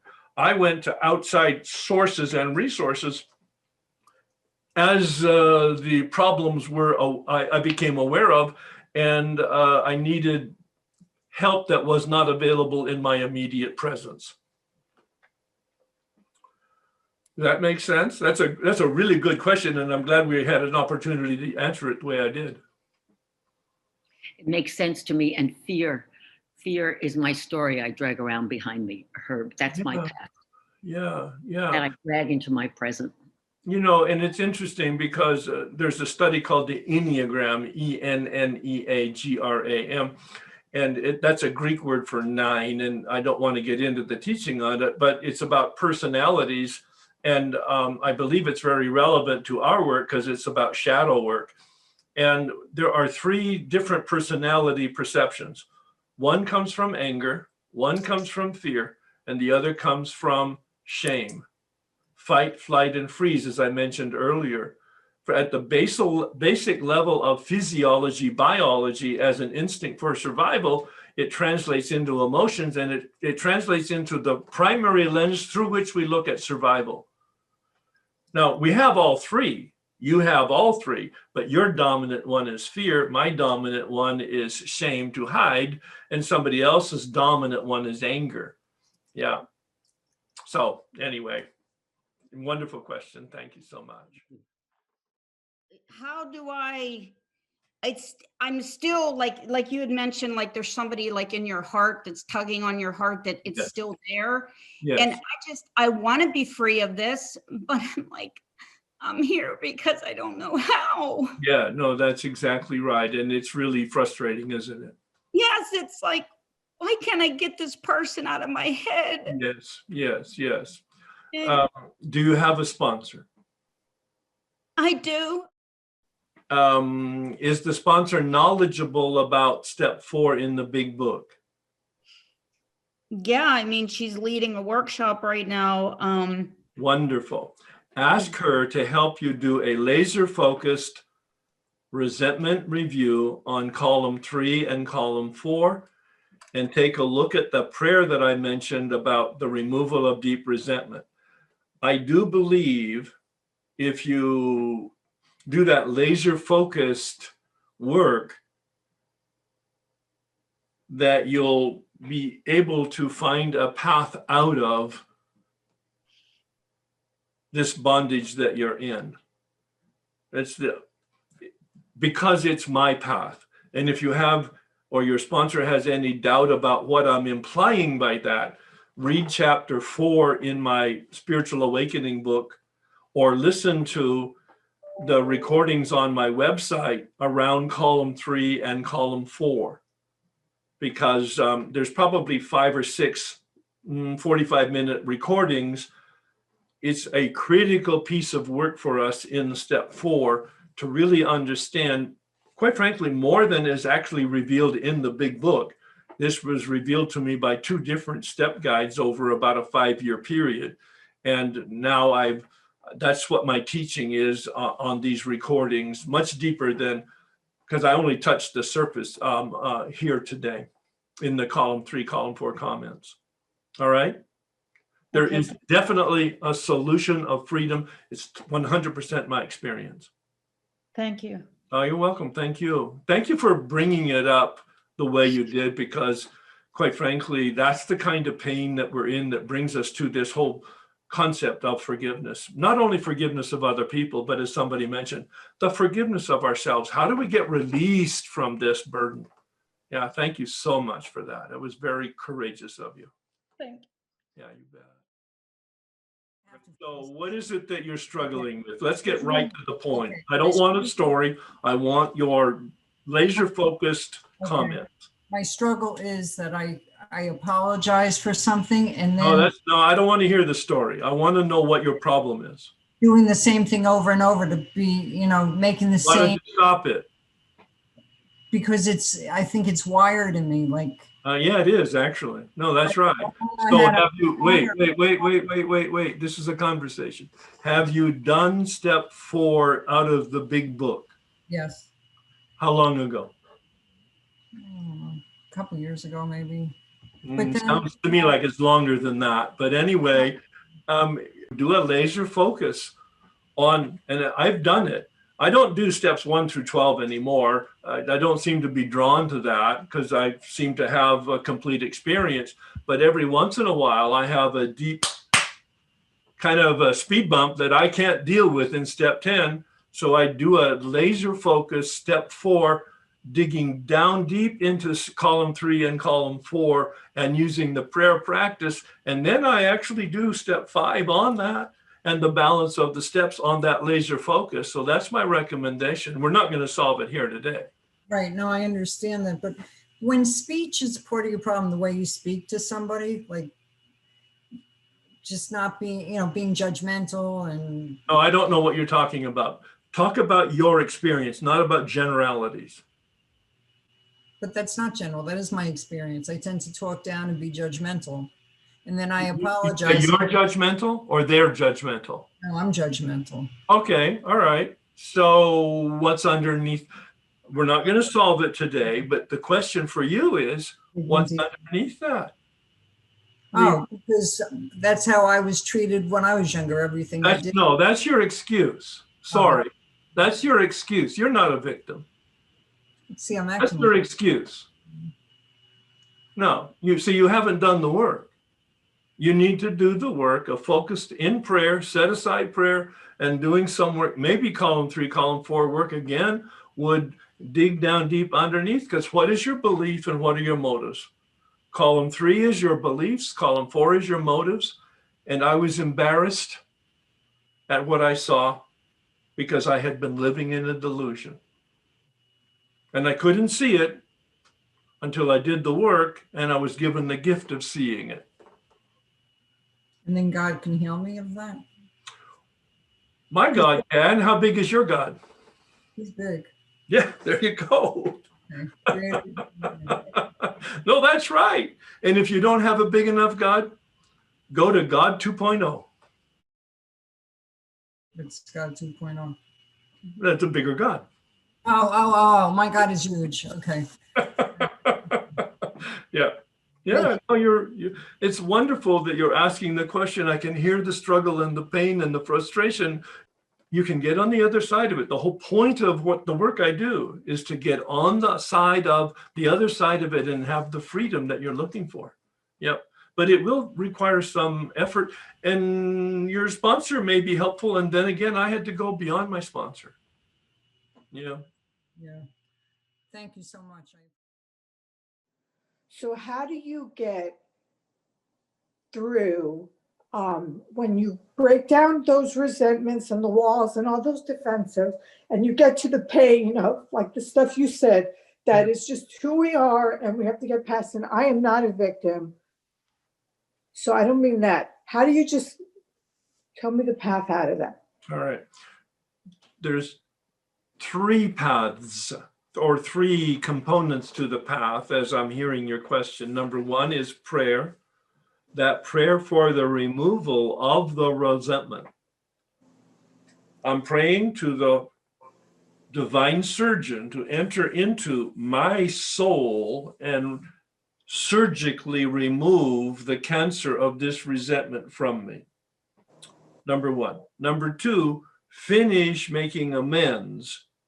If there is any, whether it's connected to this or not, but especially if it's connected to this, finish the amends if you haven't finished amends. Say it again. I know I have. In fact, I mean, at this point on my amends list, the last one I just did a few weeks ago, the only people on it was my ex-husband, husband of 26 years, and myself. Yeah. So you made those amends. And now part of the amends to yourself is in fact dealing with this lingering resentment that you have, apparently, right? I wasn't thinking it was, I was not thinking it's resentment. I was thinking it's more this kind of pain, this like ancient pain of, shit that happened when I was extremely young, Okay, all right. So even there, I've gotten creative based on the feedback I get from my workshop people who are wonderful. They're genius at exploring, amplifying the application of this work. So column 3 and column 4 are about resentment. But I've had people use it for jealousy, sadness, despair, depression. Why don't you use column 3 and column 4 from the viewpoint of the pain that you're experiencing? Use that word or a similar word that captures it and do the analysis of column 3 and column 4 and the prayer around that. And certainly accountability to some partner of yours in terms of transparency is important. And see what happens on the other side of that. And then perhaps part of the 9th step is, and how can I bring healing into my life? In step 9, how can I bring healing into my life around this pain? And it might require some outside resource like perhaps therapy. So, and when you're looking at the column 3 and column 4, like you might put your parents on there. No, you don't even have to go to that first column. Unless you have your parents as your resentment, you're putting your pain on there. No. Because your parents are not your source of your problem. I just got, wow, that's so powerful. I just got the image of what you're saying. Thank you. All right. Wow. Yep. Thank you. You know, I have a sister who I've worked on forgiveness and have forgiven over and over and over, but it's still, the behavior still continues. Well, what you're expecting it to change. Right? I guess I keep thinking that in Well, order to get real. to forget, in Why order don't you get real. No, your sister's a jerk. Why don't you just get real? She's not going to change because you want her to. Yeah. So She's not going to change because she needs to. okay, so my solution would either be to stop being around her, Yes. but that means not being around other people in the Those family. are choices and consequences. Yeah. You have to figure it out. What are you willing to tolerate? But it's you tolerating it, because you don't change reality. If you don't want to get wet, don't go out in the rain. Yeah. See, I keep thinking that Now, I know what you're thinking. that because I've forgiven her, that Yeah, I can be around her again. Because you're the fairy godmother with sprinkle dust. Okay. Yeah. I get it. Yeah, Okay, the brick wall is there, girl. Get a ladder or go around the side. Yeah. But don't try to knock down the wall. You're going to get bruised. That's Okay. wonderful. And you got it, right? Yeah. Yep. Love. Oh, my word for 2021, I've simplified it, is kindness. I'm going to look through the lenses, both lenses. Kindness. Yeah. I think it will change my attitude, which will change my reaction, which will change my relationships. Does that work? Well, I think I do try to treat her with kindness, but Well, it doesn't. yeah, no, but you're expecting her to appreciate that. Yes. Oh. Okay, I get it. It's a Yep, definition of insanity. Get off the Disneyland ride. Yeah. Yeah, your ticket's been punched. Thank you. Thanks so much. Right. I guess I just struggle with how to let go, I guess is Yes, my absolutely. That's You why know- we're doing this workshop. Absolutely. That's how do you do that? It's not just, I'm glib when I say it's a decision to release and I make this gesture. Yeah, no, it's not that light switch. It's a dimmer switch. That's why I've gone to great lengths to incorporate the process of the steps all the way from 1 all the way through 9. And I'm going to talk a little bit about 8 and 9 here in a minute. But it's not something that you can say, oh, thank you, Herb, I got it, and you're done. No, that won't happen today. Yeah, because So I've done a lot of work with my sponsor, and have I you know- done the 4th step? yeah, we've done the 4th step. So yes, you've done the 4th step. Did you do it out of the big book? Yes. Did you do an extended 3rd column where you looked at your own belief about yourself and others? Yeah, we looked at what it affects, like it was different terminology, but yeah, what it affects. All right. Did you get in touch with your beliefs in that experience? Yeah, I think so. Like, Okay. I think we've done the deep dive. Well, no, you actually, you may have, but not effectively because you're talking about it right now. So that's why I'm asking questions. I'm not criticizing it. I'm just saying, obviously, something didn't work for you. All right. So I'm asking these questions because I want to invite you to maybe a different and or a deeper look at steps, column 3 and column 4. And in the column 4, taking responsibility. What kind of work did you do in column 4? Well, I definitely looked with each of these 3 people. I looked at my part. My part was like irresponsible behavior that caused a reaction out of them, you know? Okay, so that's looking at your part in the creation of the event. How about looking at your role in the holding of your resentment itself? Why do you have it? Um, What's the value to you? What's the benefit to you? See, these are the questions that I ask people to ask themselves in column 3, because you can look at the history and it's helpful to figure out what you did to contribute to the original event. But here you are right now. Wait.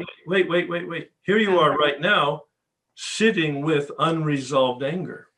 It has nothing to do with the event. It has everything to do today, right now, here, with the reason that you're holding this anger and you haven't let go.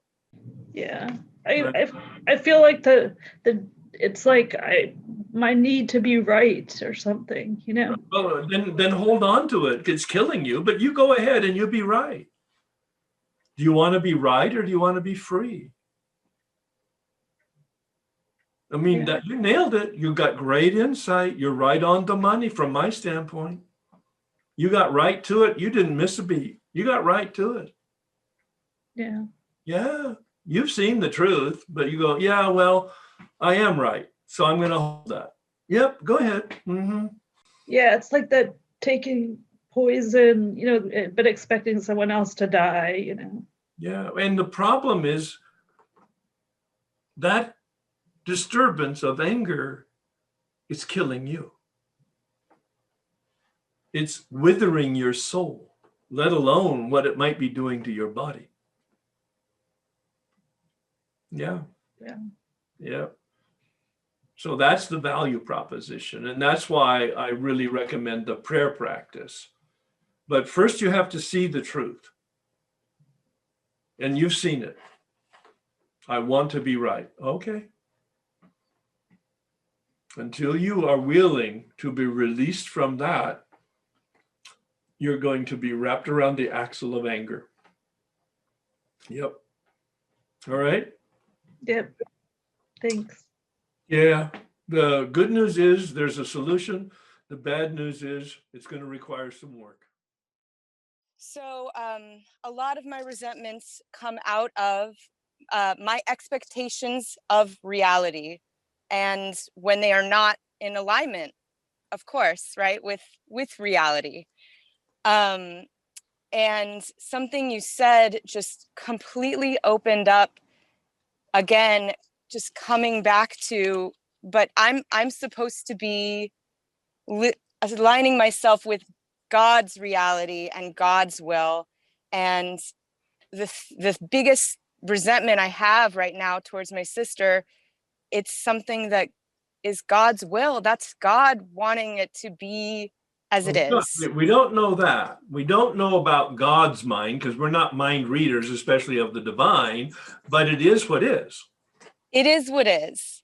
And me having an expectation that it should be changed or different is what's out of alignment, right? It's delusional. It's delusional. I'll get really more blunt. It's out of alignment, yes, but it's delusional. And arrogant. And arrogant. Okay, you of can me. use those words. Yeah, no, I get it. Yeah. Mm-hmm. Anyhow, so as I was doing this work also, and listening to you, I even wrote out this is so relevant to the comment that was just made. I wrote out, why am I holding on to this resentment? And I came to, I want to be right. I am right. I'm the right one. I'm the person who knows best. And it may be true. Well, and what's the fear about that? The fear is loss of control, loss of power. So I'm back to step 1. Yeah. And tell me about your control. My control? Oh, my. Oh, I'm so glad that you're laughing. Yes, because you know the truth, right? Yes, completely. So my delusion that I can have some, or what is reality? Focus on the word control. Do you have any? I can. Really? What do you control? I can control my relationship with power through meditation and prayer. And I have All to. right. I prefer the word influence, but in the context Mm-hmm. that you used it, I think it was just fine. Yeah. I prefer the word influence because even my practice, I don't control. I influence it. I want to know that I control it. I want to think that I control it. Yeah, no, I influence it by showing up. But in the context, the way you used it, I'll give it a pass. And otherwise, maybe I don't have much control over anything. Try controlling your blood pressure. Try controlling your breathing. Try to control your heart rate. Try to control your emotional reactions. I know. Now, that's inside of you. All right. Try to control the wind. Try to control the sun. Try to control your sister. Yeah.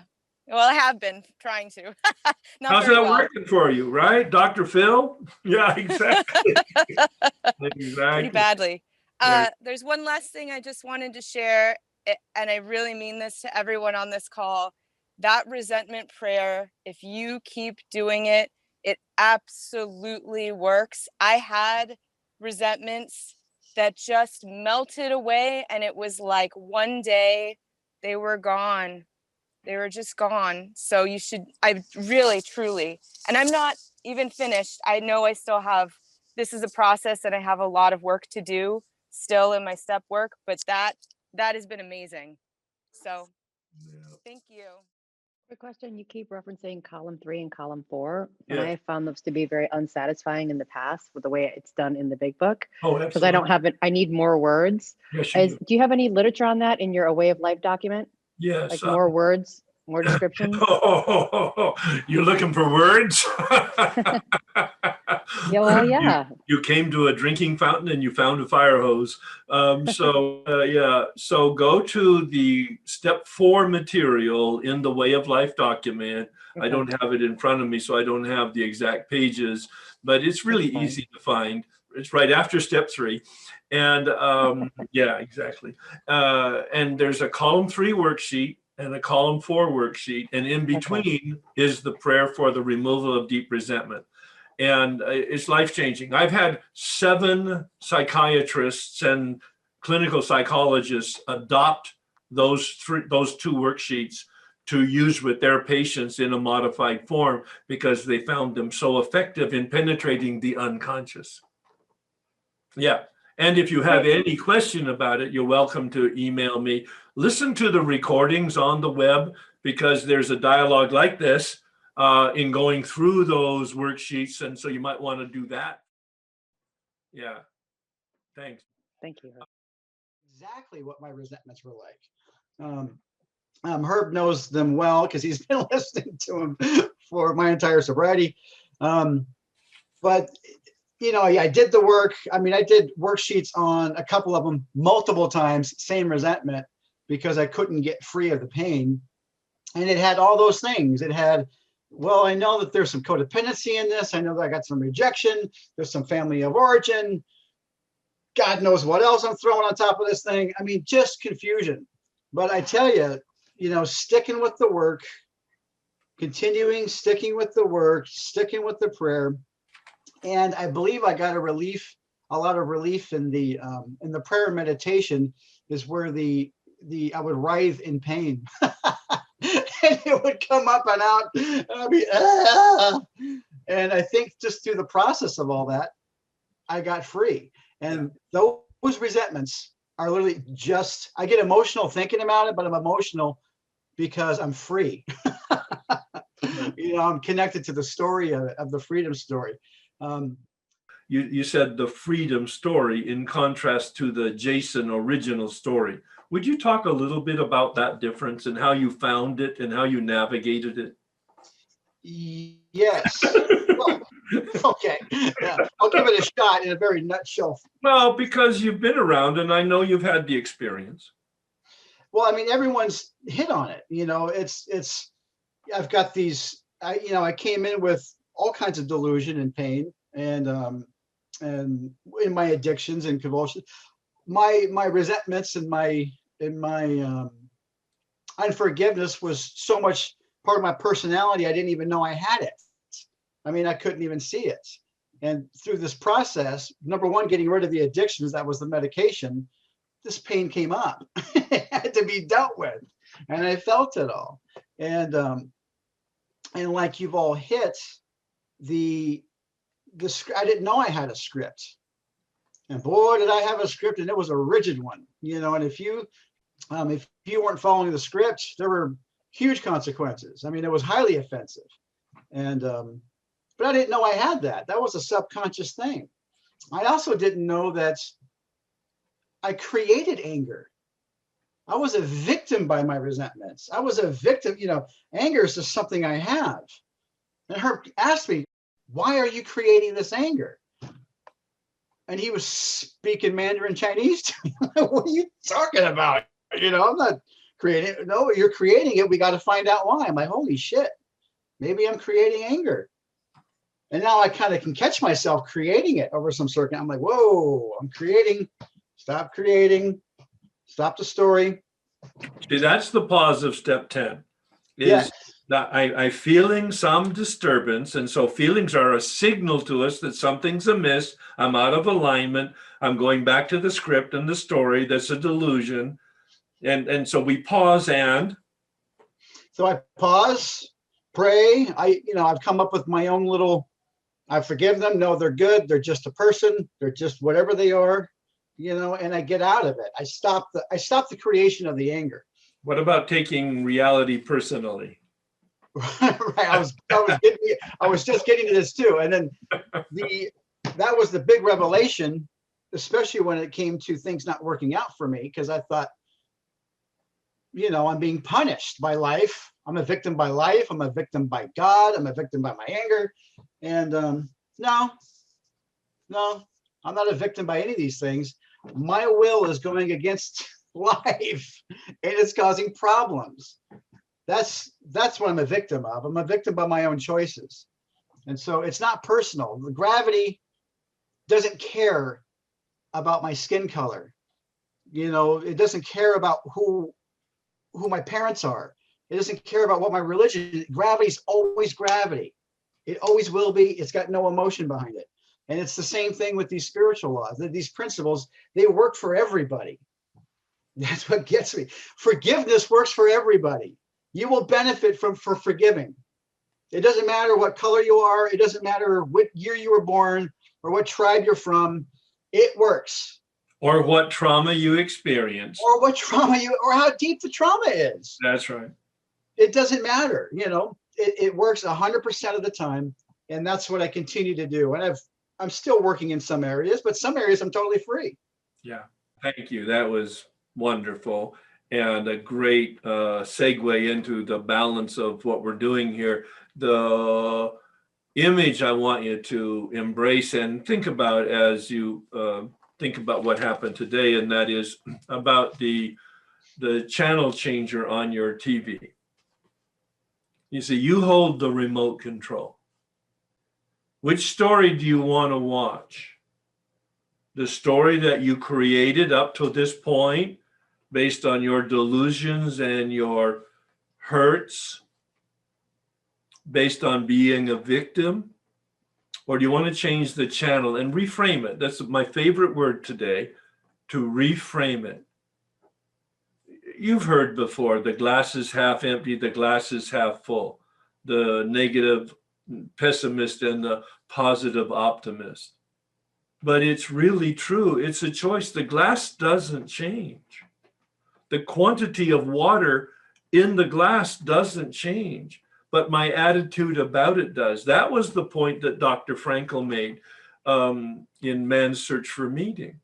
Nothing changed in Auschwitz except his attitude about it. He was able to accept reality for what it was: criminal, horrible, despicable. But he was able to say, oh, but this is what is. To see it for what it is, to accept it. It's not acceptable, But for right now, it is what is. And I adjust to it. It won't adjust to me. That's the thing with the sisters, right? She's not going to adjust to you. That's the same with everybody that shared here. And quite frankly, everybody who didn't, you can all relate to it. It's just what is. Reality's not personal. Oh my God, we make it personal. Dr. Berger, who is my colleague in co-facilitating emotional sobriety workshops, he said, don't take anything outside of you personal. Take everything inside of you personal. Wow, how simple is that? He also says we place our center of gravity deep inside ourselves. We don't place our center of gravity in people or circumstances. We cut the strings, the puppet strings of circumstances and people, and we own it ourselves. We keep that center of gravity so we have stability deep down inside of ourselves. So let's go back to some slides here. So we're looking at the freedom that is available to us. Forgiveness is that process that we talked about. It came about through step 8 and 9, where we named the harms. I named the harms that I did. The harms are not my behavior. The harms are the impact of my behavior. And amends has two components, like a coin has two sides. I amend my behavior, meaning I change. If I'm being dishonest and that's how I cause harm, now I'm going to be honest. But if my dishonesty caused you to make decisions that impaired your life, then I need to bring some repair to the damage that my dishonesty or gaslighting caused. I'll spend more time next year on looking more deeply at steps 8 and 9. Right now, it's who did I diminish? What did I do? What harm did I cause? What specific action is necessary to repair that damage? And am I willing to? This is a list from my Way of Life document. You don't need to make a note of that unless you want to, of course, but it's in that Way of Life document. You might want to download it. It's a wonderful resource for each of the steps, which will help you certainly, but will help the people who you might want to help navigate each of these steps as a resource for them. And then, of course, amends is to describe the harm when you're meeting with the people face to face or on the phone or writing a letter. Ask them if there's any other harm, because I'm not aware necessarily of all the harms that I've done, especially when I was in my active addiction. I was literally in either blackouts or whiteouts most of the time. I make a suggestion as to how I can repair the damage, but then I ask them, is there anything that you would have me do? And of course, that's got to be done with common sense and experience and guidance. 8 and 9 are the two steps you can't do on your own effectively, because you're the subject, and this needs to be done very objectively. You're the subject, so that you cannot be objective as the subject. We enter the world of the spirit in step 10. And you've seen this before, of course. The first half of the first step. We're guaranteed in step 10, when we finish step 9, to be placed in a position of neutrality. We have recovered. We have physical sobriety, but we're not cured. The whole point of second stage recovery is emotional sobriety, and then I believe spiritual sobriety. We don't have time to go in any depth to all of that, but this is the best kept secret in the 12-step rooms, what does it mean not cured? What does it mean not cured? I believe it means that our life is unmanageable. And that we need on a daily basis to deal with step 10. Step 10 is to clear the channel. We talked about the St. Francis prayer. Clearing the channel, a repetition of steps 4 through 9 in step 10. Filling the channel in step 11. With what? Filling it with what? Life, light, power, grace. You choose. What's your purpose of prayer and meditation? I did a 3-hour event in October, I believe it was, on prayer and meditation, intentional consciousness. In September, I did a 3-hour overview of step 10 and emotional sobriety. This coming year, I'm going to do a monthly series of 3-hour events on different aspects of the spiritual journey, like I'm doing today. The final piece, of course, of our way of life is step 12, where we empty the channel, or the channel is emptied, in each of us finding our own path to doing that. The problem is, of course, that as human beings, we have those beliefs. You see, the color is blue. If I'm looking through my lenses of blue, I will see blue. I won't know I'm seeing blue because I'm looking through the lens that makes everything blue. I couldn't see that I didn't see, and I didn't know that I didn't know, because those were the lenses I was wearing. Those lenses had been developed over my entire lifetime. I grew into them, and they were the way I saw the world outside of me. I don't see reality as I am. I see reality as it is. And unfortunately, those lenses are distorted. And Bill says in the 12 and 12, it's a spiritual axiom. When I'm disturbed, there's something wrong with me. Well, we've been talking about that for the last couple hours, especially around column 3 and column 4. The problem is not and is never them. Oh my, please hear this. It's in your face. I'm really confronting you to open your heart, open your mind. Yes, you have been victimized. It's true. No. I'm totally aware. Negative impact on people's lives from other people or circumstances. It is true. But it's my reaction to life and circumstances and people that is the problem. Circumstances and people are not my problem. Life is not my problem. Reality is not my problem. My reaction is my problem. My disturbance is my problem. And I'll have a signal in my emotional system, in my limbic system, of anger or fear or hiding, some distortion of my emotions. And if I'm awake and paying attention, which is what step 10 is, vigilance, then in fact, I'll be able to take the action.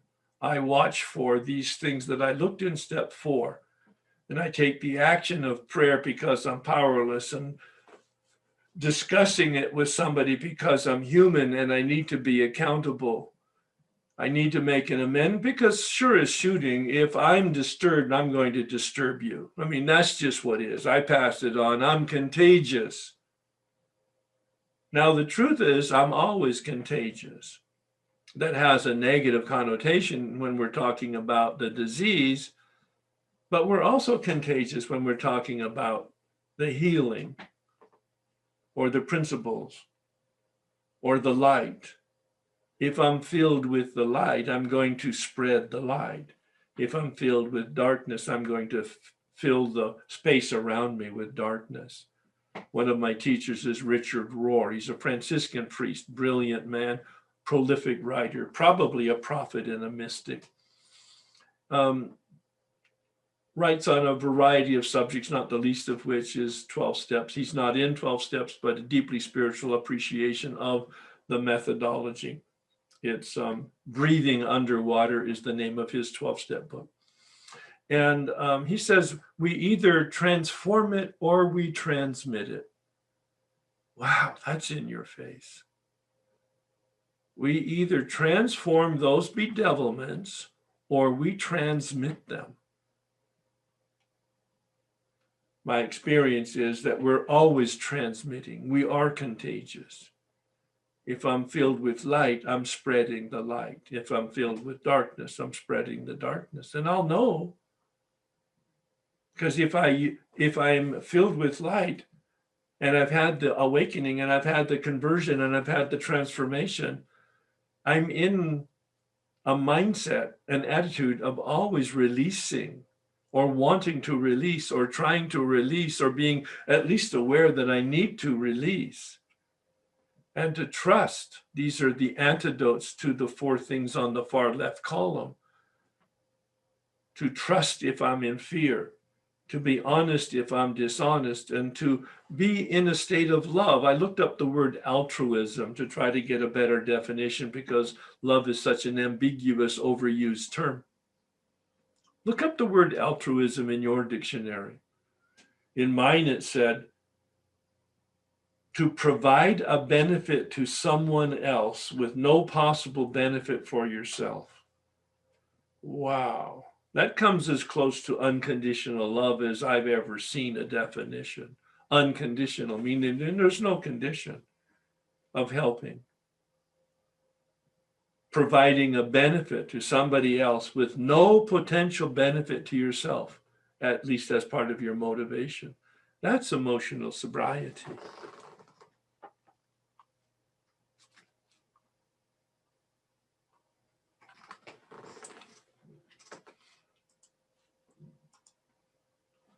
Forgiveness is a process. It's a decision to release them. But it's not a light switch. It's a dimmer switch. It's a process in which we make a decision and we take some actions and realize that we are released. Forgiveness is not to condone or forget. Look at the words. Or tolerate, or ignore, or approve, or excuse, or minimize.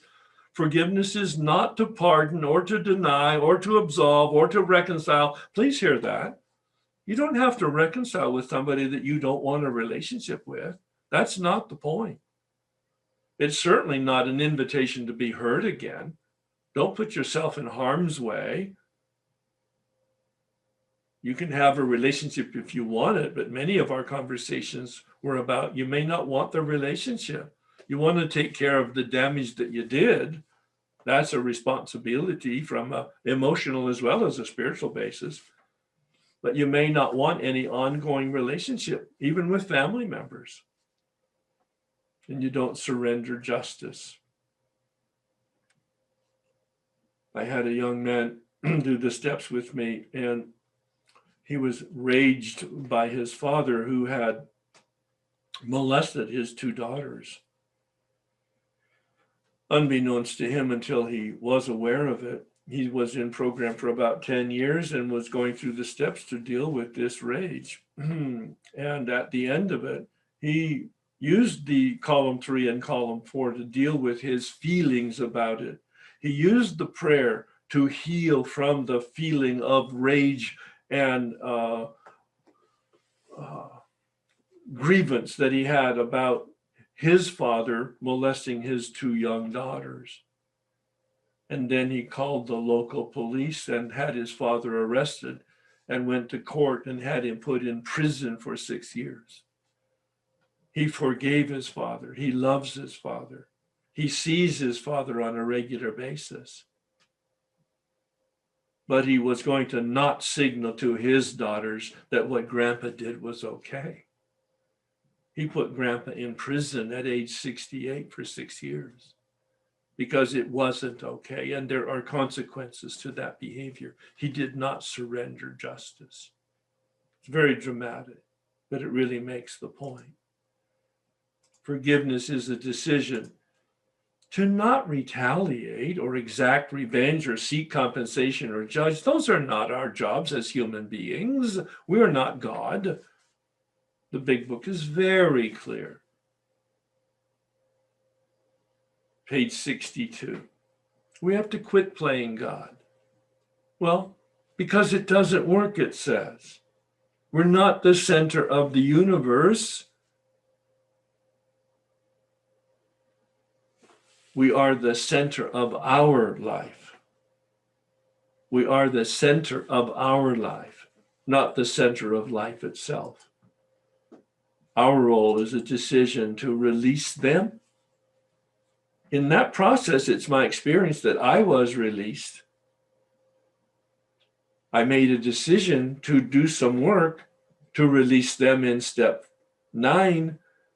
I was surprised to find that in that process, I became free. It wasn't my expectation and it wasn't my instructions from my step guide, but it absolutely was my experience. I was released when I decided to go through a process of releasing them. So, who is coming to save me? Nobody's coming. It's a line from a local psychologist, Nathaniel Brandon, who had that sign over his office, the entrance to his office, a psychologist that treats people with their problems. He wanted to have them be confronted right up front. Nobody's coming. You see, we're somewhat delusional, trained in our culture, especially by sort of the Disney culture, the fairy godmother, the prince, the wand, the fairy dust, the cavalry's coming, the white knight, always a happy ending. Life may not be like that. There's nobody coming. And here's something you might want to meditate on. God's not coming.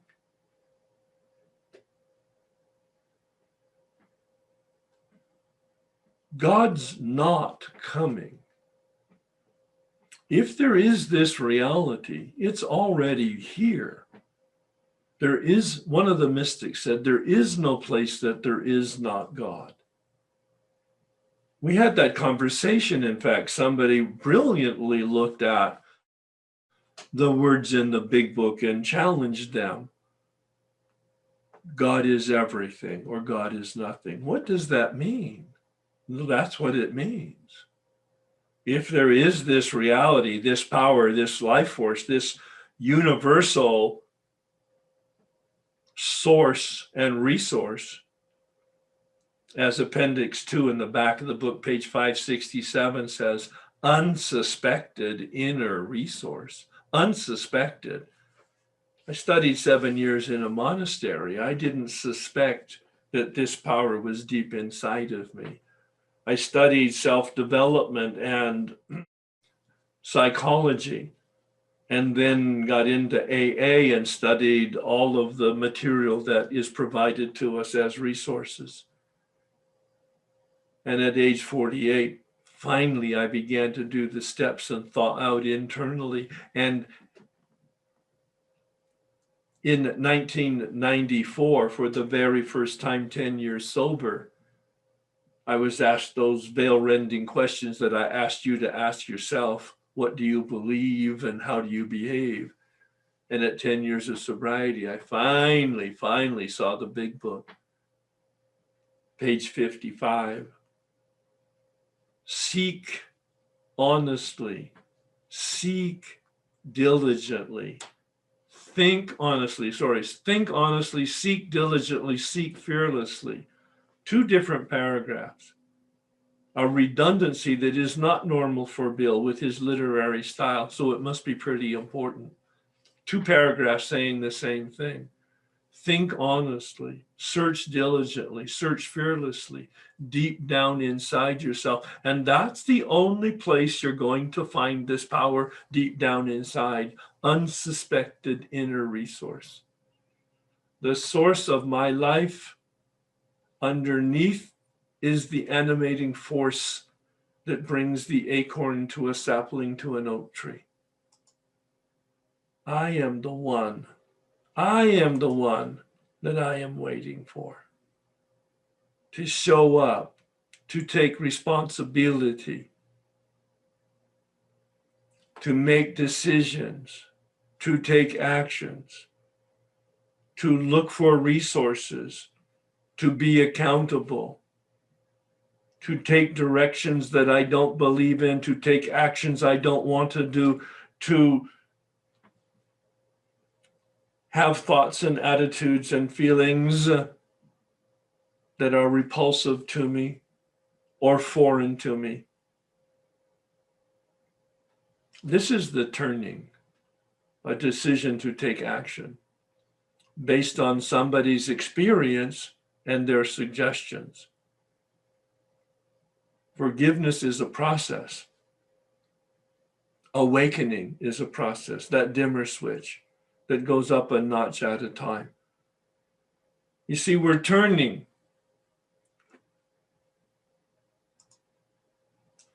We're turning. If in fact self-centeredness is the problem, self-centeredness, look at me, look at my picture. If self-centeredness is the problem, then the turning to other-centeredness is the solution. It's no accident.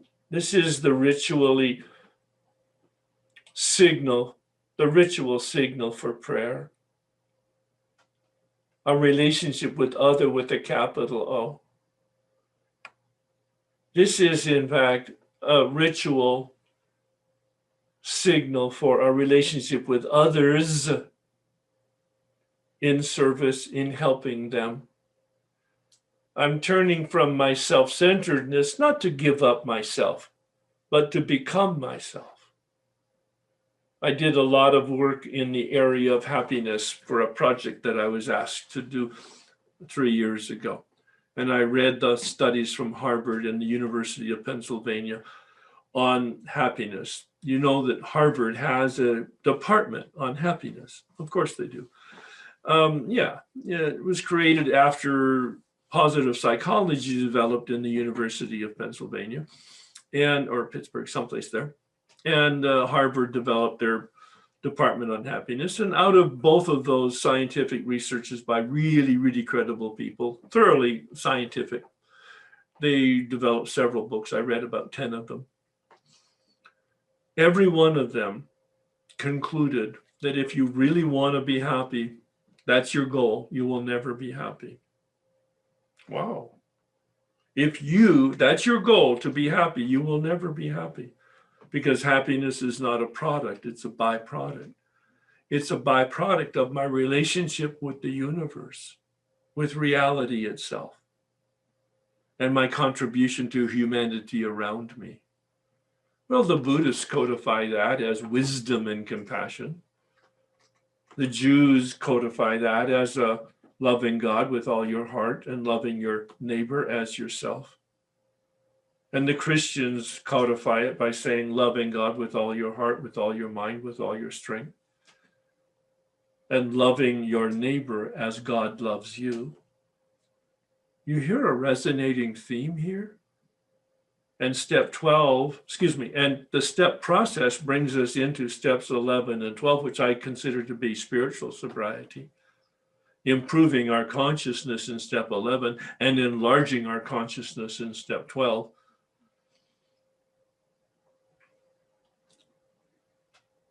So that I have a relationship with reality with a capital R. You get to decide. Each one of us gets to decide what that means. Reality with a capital R. And I have a relationship of service or helping in reality with a small r to the community of people within my sphere. I'm not going to go to India to help the poor and indigent. That's not my invitation. That's not my role. I'm not going to become a psychologist, therapist, or a medical doctor here to heal in the respective areas. That's not my role. I have been given an invitation to do what I do, to understand and to transmit the approach to the light that I've experienced. My perception of my role is that I'm a lantern. I think each of us can be a lantern. We're not the light. Let's not confuse it. We're not the light. We're the lantern. The light in us can grow and improve. That's step 11.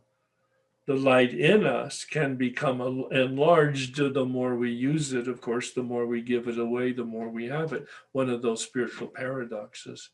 And as we give it away, we keep it. And as we give it away, we grow it.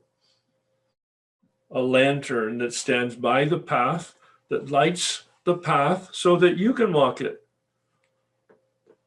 You can walk the path in the light of my experience in order to have your own experience. I don't want you to be mini Herbs. That's not my goal at all. My goal is for you to be who you really are, to drop the Matrushka image, the mask and their persona and the false self, to have it peeled away like the caterpillar coming out of the chrysalis, becoming the monarch butterfly. If you want a meditation prompter, Google monarch butterfly and watch a 4-minute time lapse.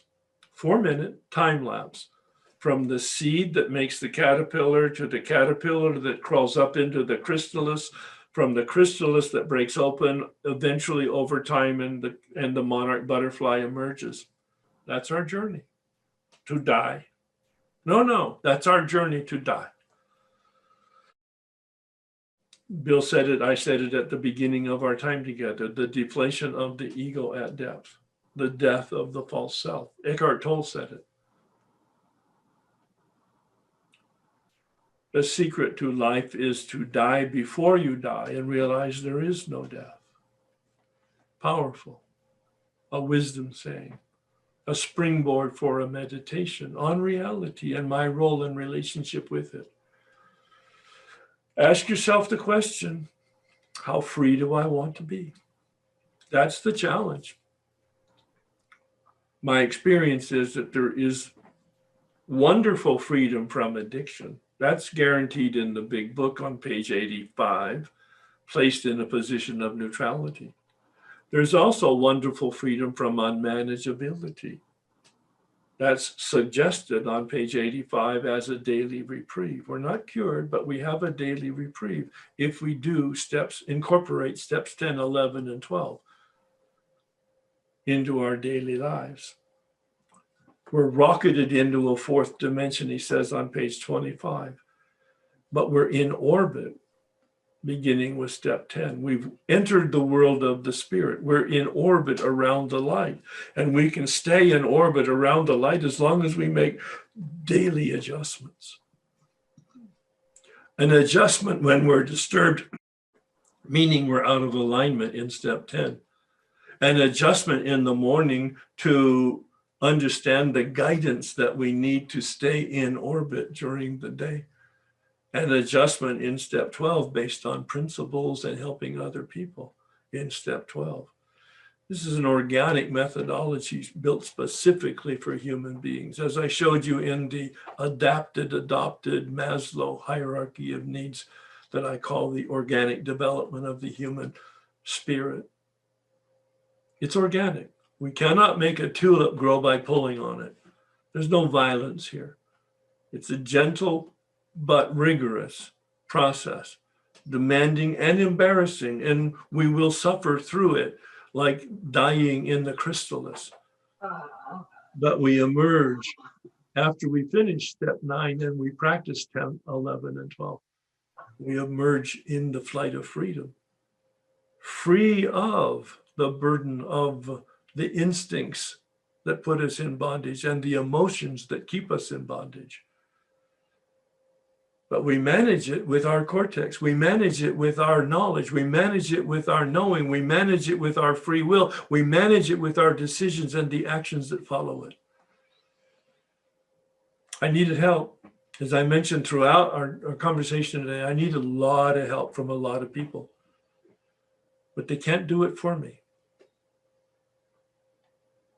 But they can share their experience as lanterns themselves, and I can walk in the light of their experience and have my own experience and then become a stronger light for you.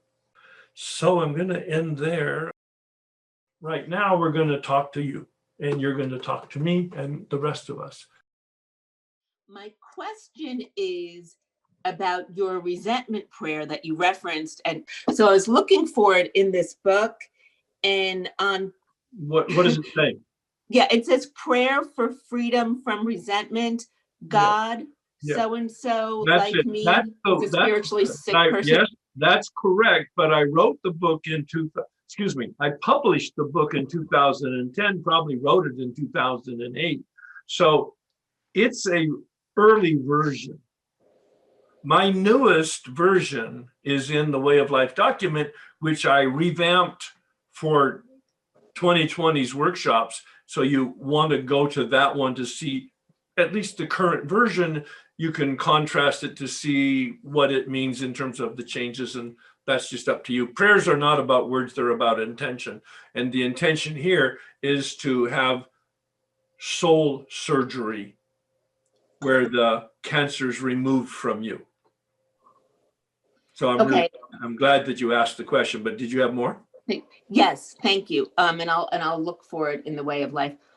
So the second part of the question, and you can tell me if it's different in the Way of Life, but the last sentence is, please show me how I can be helpful to so-and-so. And then thy will be done. Yeah. So I wanted to ask you about that last sentence, show me how I can be helpful to so-and-so, for two reasons. One is personally and professionally, can be compulsive about helping people. It's actually part of my problem is thinking that, I'm so wonderful and should help everybody and fix, manage, and control. Right. So compulsively helping people is not a good thing for me. The other thing is that the people for whom I have deep resentments, I'm hard pressed to want to help them. Yeah, I want to release myself. But you want to think and feel differently. Yeah. So tell me what you mean by how do I help these people for whom I have deep resentments where... No, that's the question. Yes. That's the prayer. That's the question. No, I'm not giving you an answer. I'm supporting the question. So this is pray for you to be led and to. Ask, how can I be helpful to somebody for whom I have a deep resentment? Yes. That's the prayer. That's it. And it's also part of the question. I hope they die and go to hell, but I'm doing what I'm told. I don't want to pray this prayer. I am not one bit willing. Not one bit willing, but I'm willing to be willing. Please bring your crowbar, God. Well, you said something earlier too about how we do this prayer not for them, but for us, to release us. Well, why would you pray? Yeah. Well, first of all, that's the wording in the big book. That's correct. We're praying for our own excision. We're praying for our own exorcism. If these are bedevilments, I need exorcism. Yeah. Because honestly, I'm not really motivated to pray for them. But you're not praying for them. You're praying for your own healing. Part of your healing is the question, is there any way that I can, in fact, be of help to them? Okay. I got an answer in a graveyard, making amends to my dead father for whom I had this visceral rage. And the wee small voice said, take care of your mother. And that's a story for another day. Okay. Thank you, Herb. This has been wonderful. With some of my most painful, horrible, wounded resentments, there's a few of them I couldn't even pray that prayer of resentment by the book. Oh, yeah. Because it would just I had to have the person completely out of the picture with one of them. Then I had to have myself kind of out of the picture with another one. And one particular resentment was I couldn't even acknowledge them. I just had to say, God, I am a very sick person. I couldn't call them a sick person, or they're sick just like me. I couldn't be identified with them, nothing. That God, I am sick. Please help me. Basically, just help me let go of it. But as far as doing something kind for them, God, let their death be quick. Let the piano fall on their head. I couldn't pray those prayers without that coming out of it. Get it? So after 100 times of trying it, I just gave it up and modified the prayer. Yep. Brought it before the Sanhedrin on Tuesday night, and it was approved, and it was great, and it worked. That's so great. Just to encourage, we can get creative with it. We can get, we don't have to be rigid. Oh, please. Oh, right. This is the freedom of true spirituality, authentic spirituality. And Bill said it, it's all inclusive. It's never exclusive. It's never rigid. It's always flexible. Wear the garment loosely. Absolutely. Oh, I love it. Yeah. Wonderful. Thank you. Thank you so much. So my question is, and it borderlines resentment, but it's like a regret. I have like a regret for a situation in my life that maybe it had to do with I'm celebrating the passing of my brother's death, and I regret that I didn't contribute more to his service, and I kind of resent myself for that. Yeah. And then I know you say we put ourselves last on the list, and it's not like I'm feeling sorry for myself or falling down that rabbit hole, but I get this like resentment, this regret that I could have did more. And I don't know. I really hear that. And many of the people in my workshops over the years have helped me be creative in expanding the application of this work. So in the third and fourth column, rather than using resentment, they use the word that is plaguing them. So in your case, regret. Don't use the word resentment, but do a third and fourth column the way you would have in resentment, but do it on the word regret. Now, it will take some adaptation, some creativity, some prayer on your part, but I've had people process sadness, despair, betrayal, and different words, grief, especially, and regret, through the third and fourth column, and every one of them has had a transformative experience connecting to the truth of that. Okay. All right. Perfect. Great question. I'm basically pretty cynical about a lot of things. The prayer for resentment, I didn't even understand it, but I was so desperate and so willing to trust that I just started to do it. And I started to say that prayer every day. I had a time I did it. I did it, every day. I'm still doing it. I do it for each person. And it has just been such an amazing thing. It really relieved me. I would never have been relieved of the resentment I felt. Right. I was so deep down into it. I could have killed with a gun. That's how angry I was. And I'm relieved it's gone. Yes. Yeah. And the I don't say it miracle might for come me, back, but it hasn't. yeah, I'm sorry. no, it doesn't come back. That's right. Now, it doesn't mean I'm free of irritation or annoyance, because I'm human, but nothing as gross and as large as those deep resentments. Right. And the beauty is I understand now what that prayer is. So those questions that were asked before, those will be answered for you in time. But I didn't get that prayer at first, but I did it.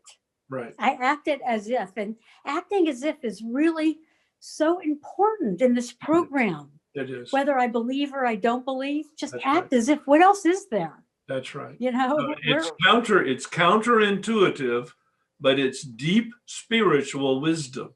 And now it's been validated as psychological science, and that is, it doesn't matter what we think and know. It doesn't matter how we feel. It does matter how we do. And when we do differently, we change our brain. We know that now. We didn't know it 15 years ago. When we do behave differently, we change the neural synapses in our brain so that we can, in fact, think differently and we can feel differently. and act differently Well, then eventually, obviously, act differently. and speak That's right. differently. Organically. Yeah. Yes. Yeah.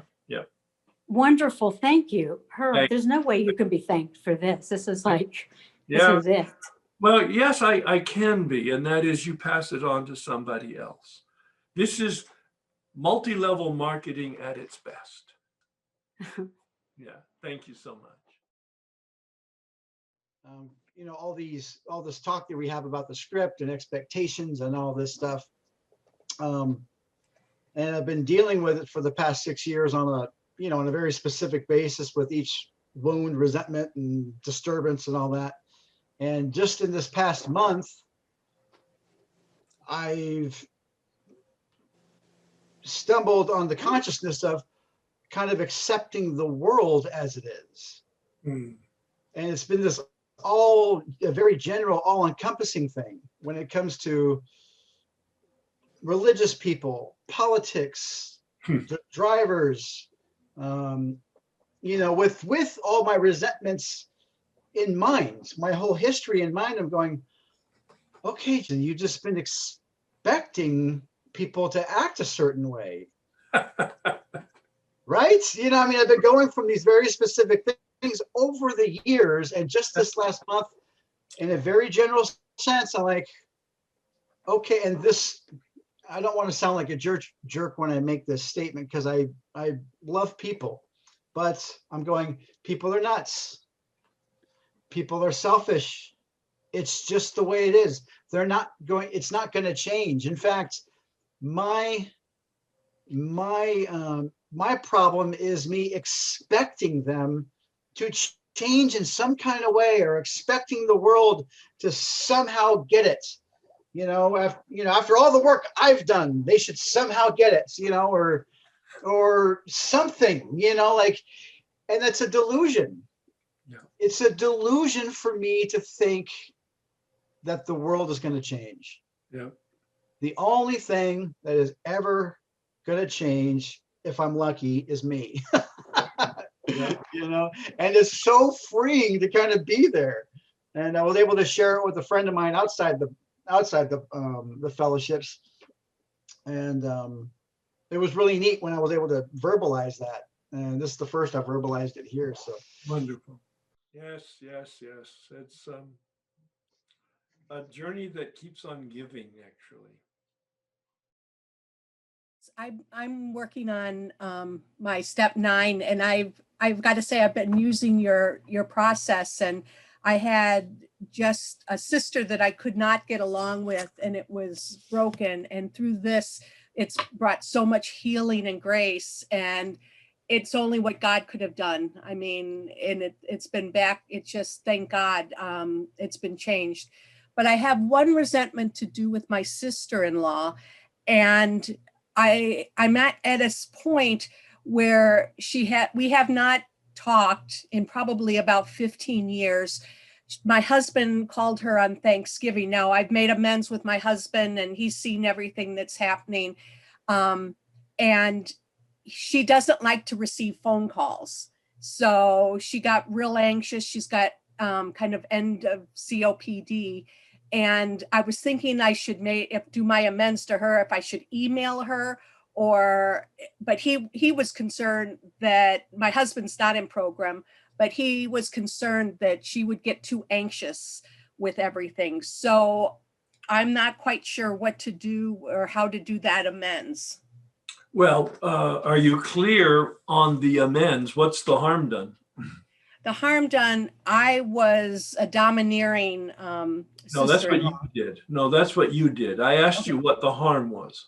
What the harm was to her it was, maybe this is the problem. The Yeah, harm well, to it's her, it's always the problem when Yeah. people ask the question. the harm to her is putting her down, making her No, not that's what feel- you did. Okay. I'm looking at my sheet. I know.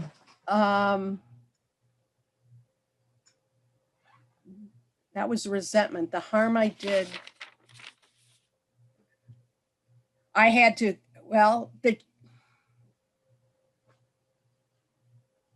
You guess don't I know. can, okay, help me, please. Well, I am. Yeah. I'm having you struggle because you don't know what the harm is.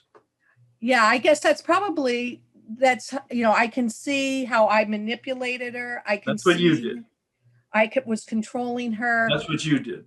And every time I talked to her, I could sense she was getting so anxious. Well, so there, perhaps you created an environment that she responded to anxiety. So there was stress. That's the harm that you created, was you created an environment of stress. Okay. Well, I don't know that. I'm Yeah, no, exploring that with you. But the best thing you can do is ask her. Okay. So But if she's reluctant to take phone calls, why don't you handwrite, not email, handwrite a letter inviting her to a conversation, because you know you've been dominating and dismissive and whatever else the other words are that you describe your behavior, but you're not sure of the impact on her. And if she wants to, would she be willing to discuss that with you? Because you want to heal the relationship, if you do, and you want to have a comfortable relationship from you to her and from her to you, if you do. And that's what you put in the letter. Okay. And then let her read that for a little bit in a week or two, ask her or email her or send her another letter if you haven't heard from her. Did she get it? Did she read it? Does she want to have a conversation? Because you're going to create more harm if you push your agenda onto her. Yeah, that's what I've been trying to wrestle with. But that helps. Exactly. Yeah. Does that help? Oh, wonderfully. Thank you so much. Yeah, you're welcome. I feel that I'm holding on to the grief or the disappointment more than the resentment. Yeah. But you said that the same prayer worked for both. Well, I actually didn't say that. Oh, or that's what I heard. I do like that. No. That's an expansion of what I would have said had I thought of. But that's what I said was using the different words for column 3, column 4. All right. Because he had regret, and you have a word. What was the word that you? Grief and disappointment. There. Those would be wonderful words to look at in column 3, column 4, but then to bring it into the prayer, boom, that's an expansion now. I didn't think of that. I can now recommend that. Yes, absolutely. Yeah. Mm-hmm. Okay. Well, because that's your intention, isn't it? See, prayer is not about words. It's about the intention. Prayer doesn't change God. Let's get really clear. God can't change. God can't come, God can't go, God can't reward, God can't punish. At least the God of my understanding or not understanding, all right? Because God just is. So why do I pray? Not to change God, but to be changed myself. Exactly. So the words are not important. The intention is important. But we express our intention in words, and that helps us get very clear about our intention. Yeah. Thank you. I'm so glad that you pressed the button because it expanded. No, our share here. That was wonderful. Thank you. The analogy, and it really works for me. If you see a really tall tree, you see that it has give and it sways a little bit at the top. But if that tree were rigid, it would probably snap Yeah. with the wind and the breeze. So the same with us, it's like that rigidity has got to be let down a little bit. Yeah, yeah. And the truth is I can't do that. But I can be willing to have the Spirit oil my joints. Good one. I was thinking of Wizard of Oz and the Tin Man. Okay. That's about right. Yeah, right. A particular resentment that I have. It's a resentment that I have with a former sponsor. She has done many AWOLs, Okay, so but she's never done. Let's not get into the story about her because she's irrelevant. What is relevant is that you have sitting here in front of us right now, you have a resentment about this person. And what is the benefit to you of holding that resentment? Well, there is no benefit. Oh, no, there is clearly. It's affecting certainly. No. Well, there is a benefit because you're holding it.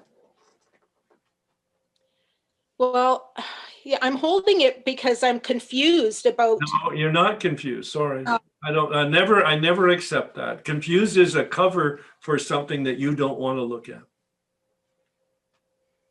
I guess I want to be right in this situation, and I believe that I am right. Well, I do. so what if you are right? No, really, what if you are absolutely right? Why do you have the resentment about it? I got honest with her, and she dropped me. I understand, but why do you have a resentment about it? You have a feeling of anger. I feel angry, and I feel. Oh, we know that. You've already said that very plainly. You have anger. We know that. All right. And I why feel. Do you have it? But why do you have it? What's it? What purpose is it serving for you? Well, I have it because I feel like I did not live up to her expectations, and she told me that she was very hurt. Yeah. Okay. So but you're not. You're just mouthing words and relieving yourself of an emotion, but you're not answering my question. What's the benefit to you of your anger right now here as we're talking? I don't know if there is a benefit. I want to be Yes, rid of. There is a, no, you don't. I mean, you do in a way because you're talking about it, but you're holding it because it serves you. And you said it leaked out actually. You want to be right. You think you're right. And you want her to acknowledge that. Mm-hmm. Yeah. You want other people to see that you're right and she's wrong. And you want public vindication that you're okay. I guess, I'm looking for agreement. Yeah. Right. Nice. I'm looking for agreement. Wonderful insight. Sure. How's that working for you? Well, it's not. Oh, it never will either. No. And I want to be. Keep the fairy dust at Disneyland. This is reality. She dumped you. My question. She dumped you. All right. You may or may not have done anything to warrant that response, but it doesn't matter. It's just reality. My wife died 3 years ago. I did the what it coulda shouldas for about a month until the wee small voice said, Herb, even if it's true what it coulda shoulda, and it might have changed the outcome. Listen to this. The wee small voice said, Herb, she's dead. Get over it. You can't change the fact that she's dead. Now that's about as cold as it gets. You need to face reality. She terminated the relationship. Mm-hmm. And you're sitting there in your grieving pity pot puddle is not solving anything except making you miserable. And you need a process of forgiveness to release it.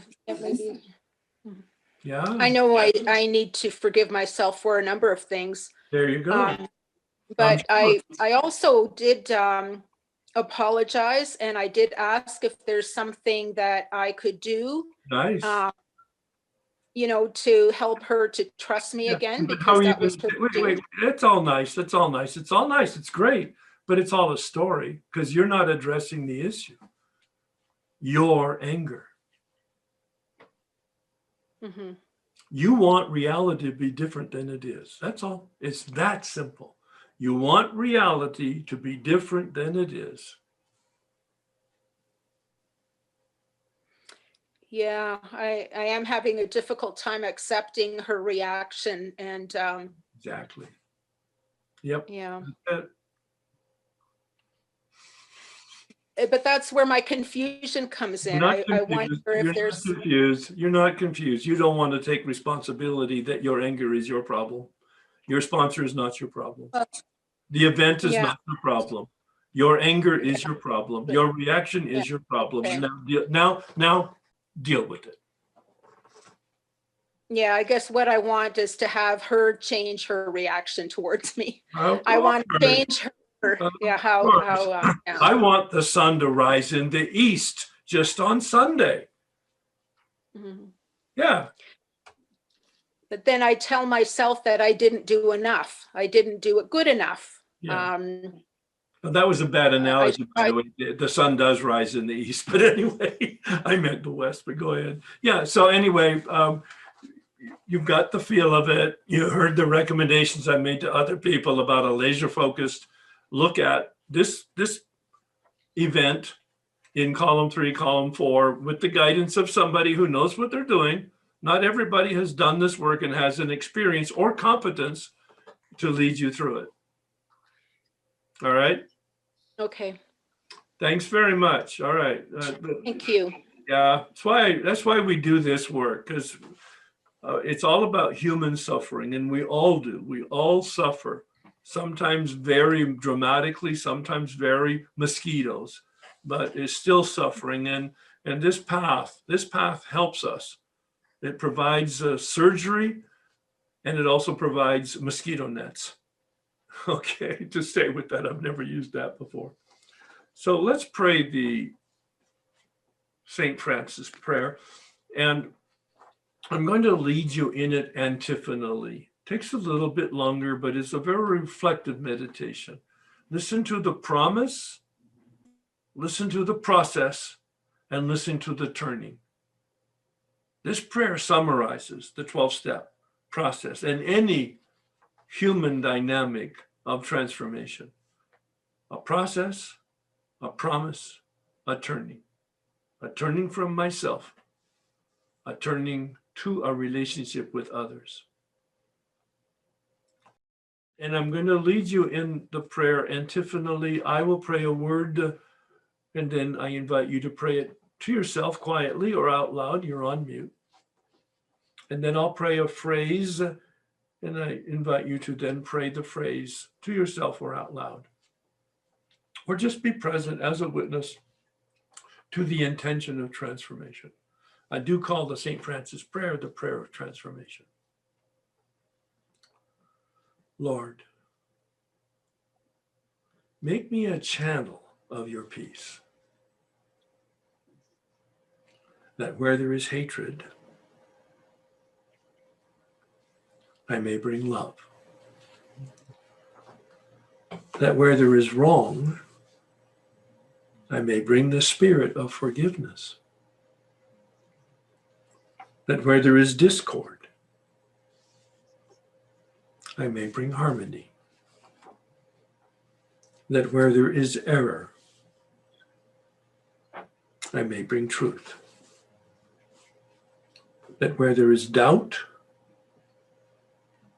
I may bring faith. That where there is despair, I may bring hope. That where there are shadows, I may bring light. That where there is sadness, I may bring joy. Lord, grant that I may seek rather to comfort than to be comforted. To understand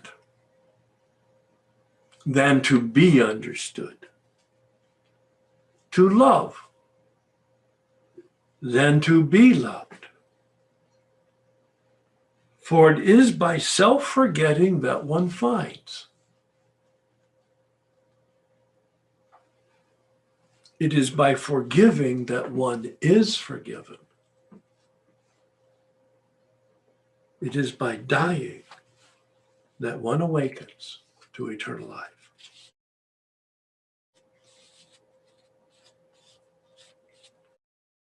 And if you want to have a really good meditation sometime, go to my Way of Life document on page 40, because it has a list of the bedevilments. And in contrast, on the other side, it has a list of the promises after the 9th step, and it correlates.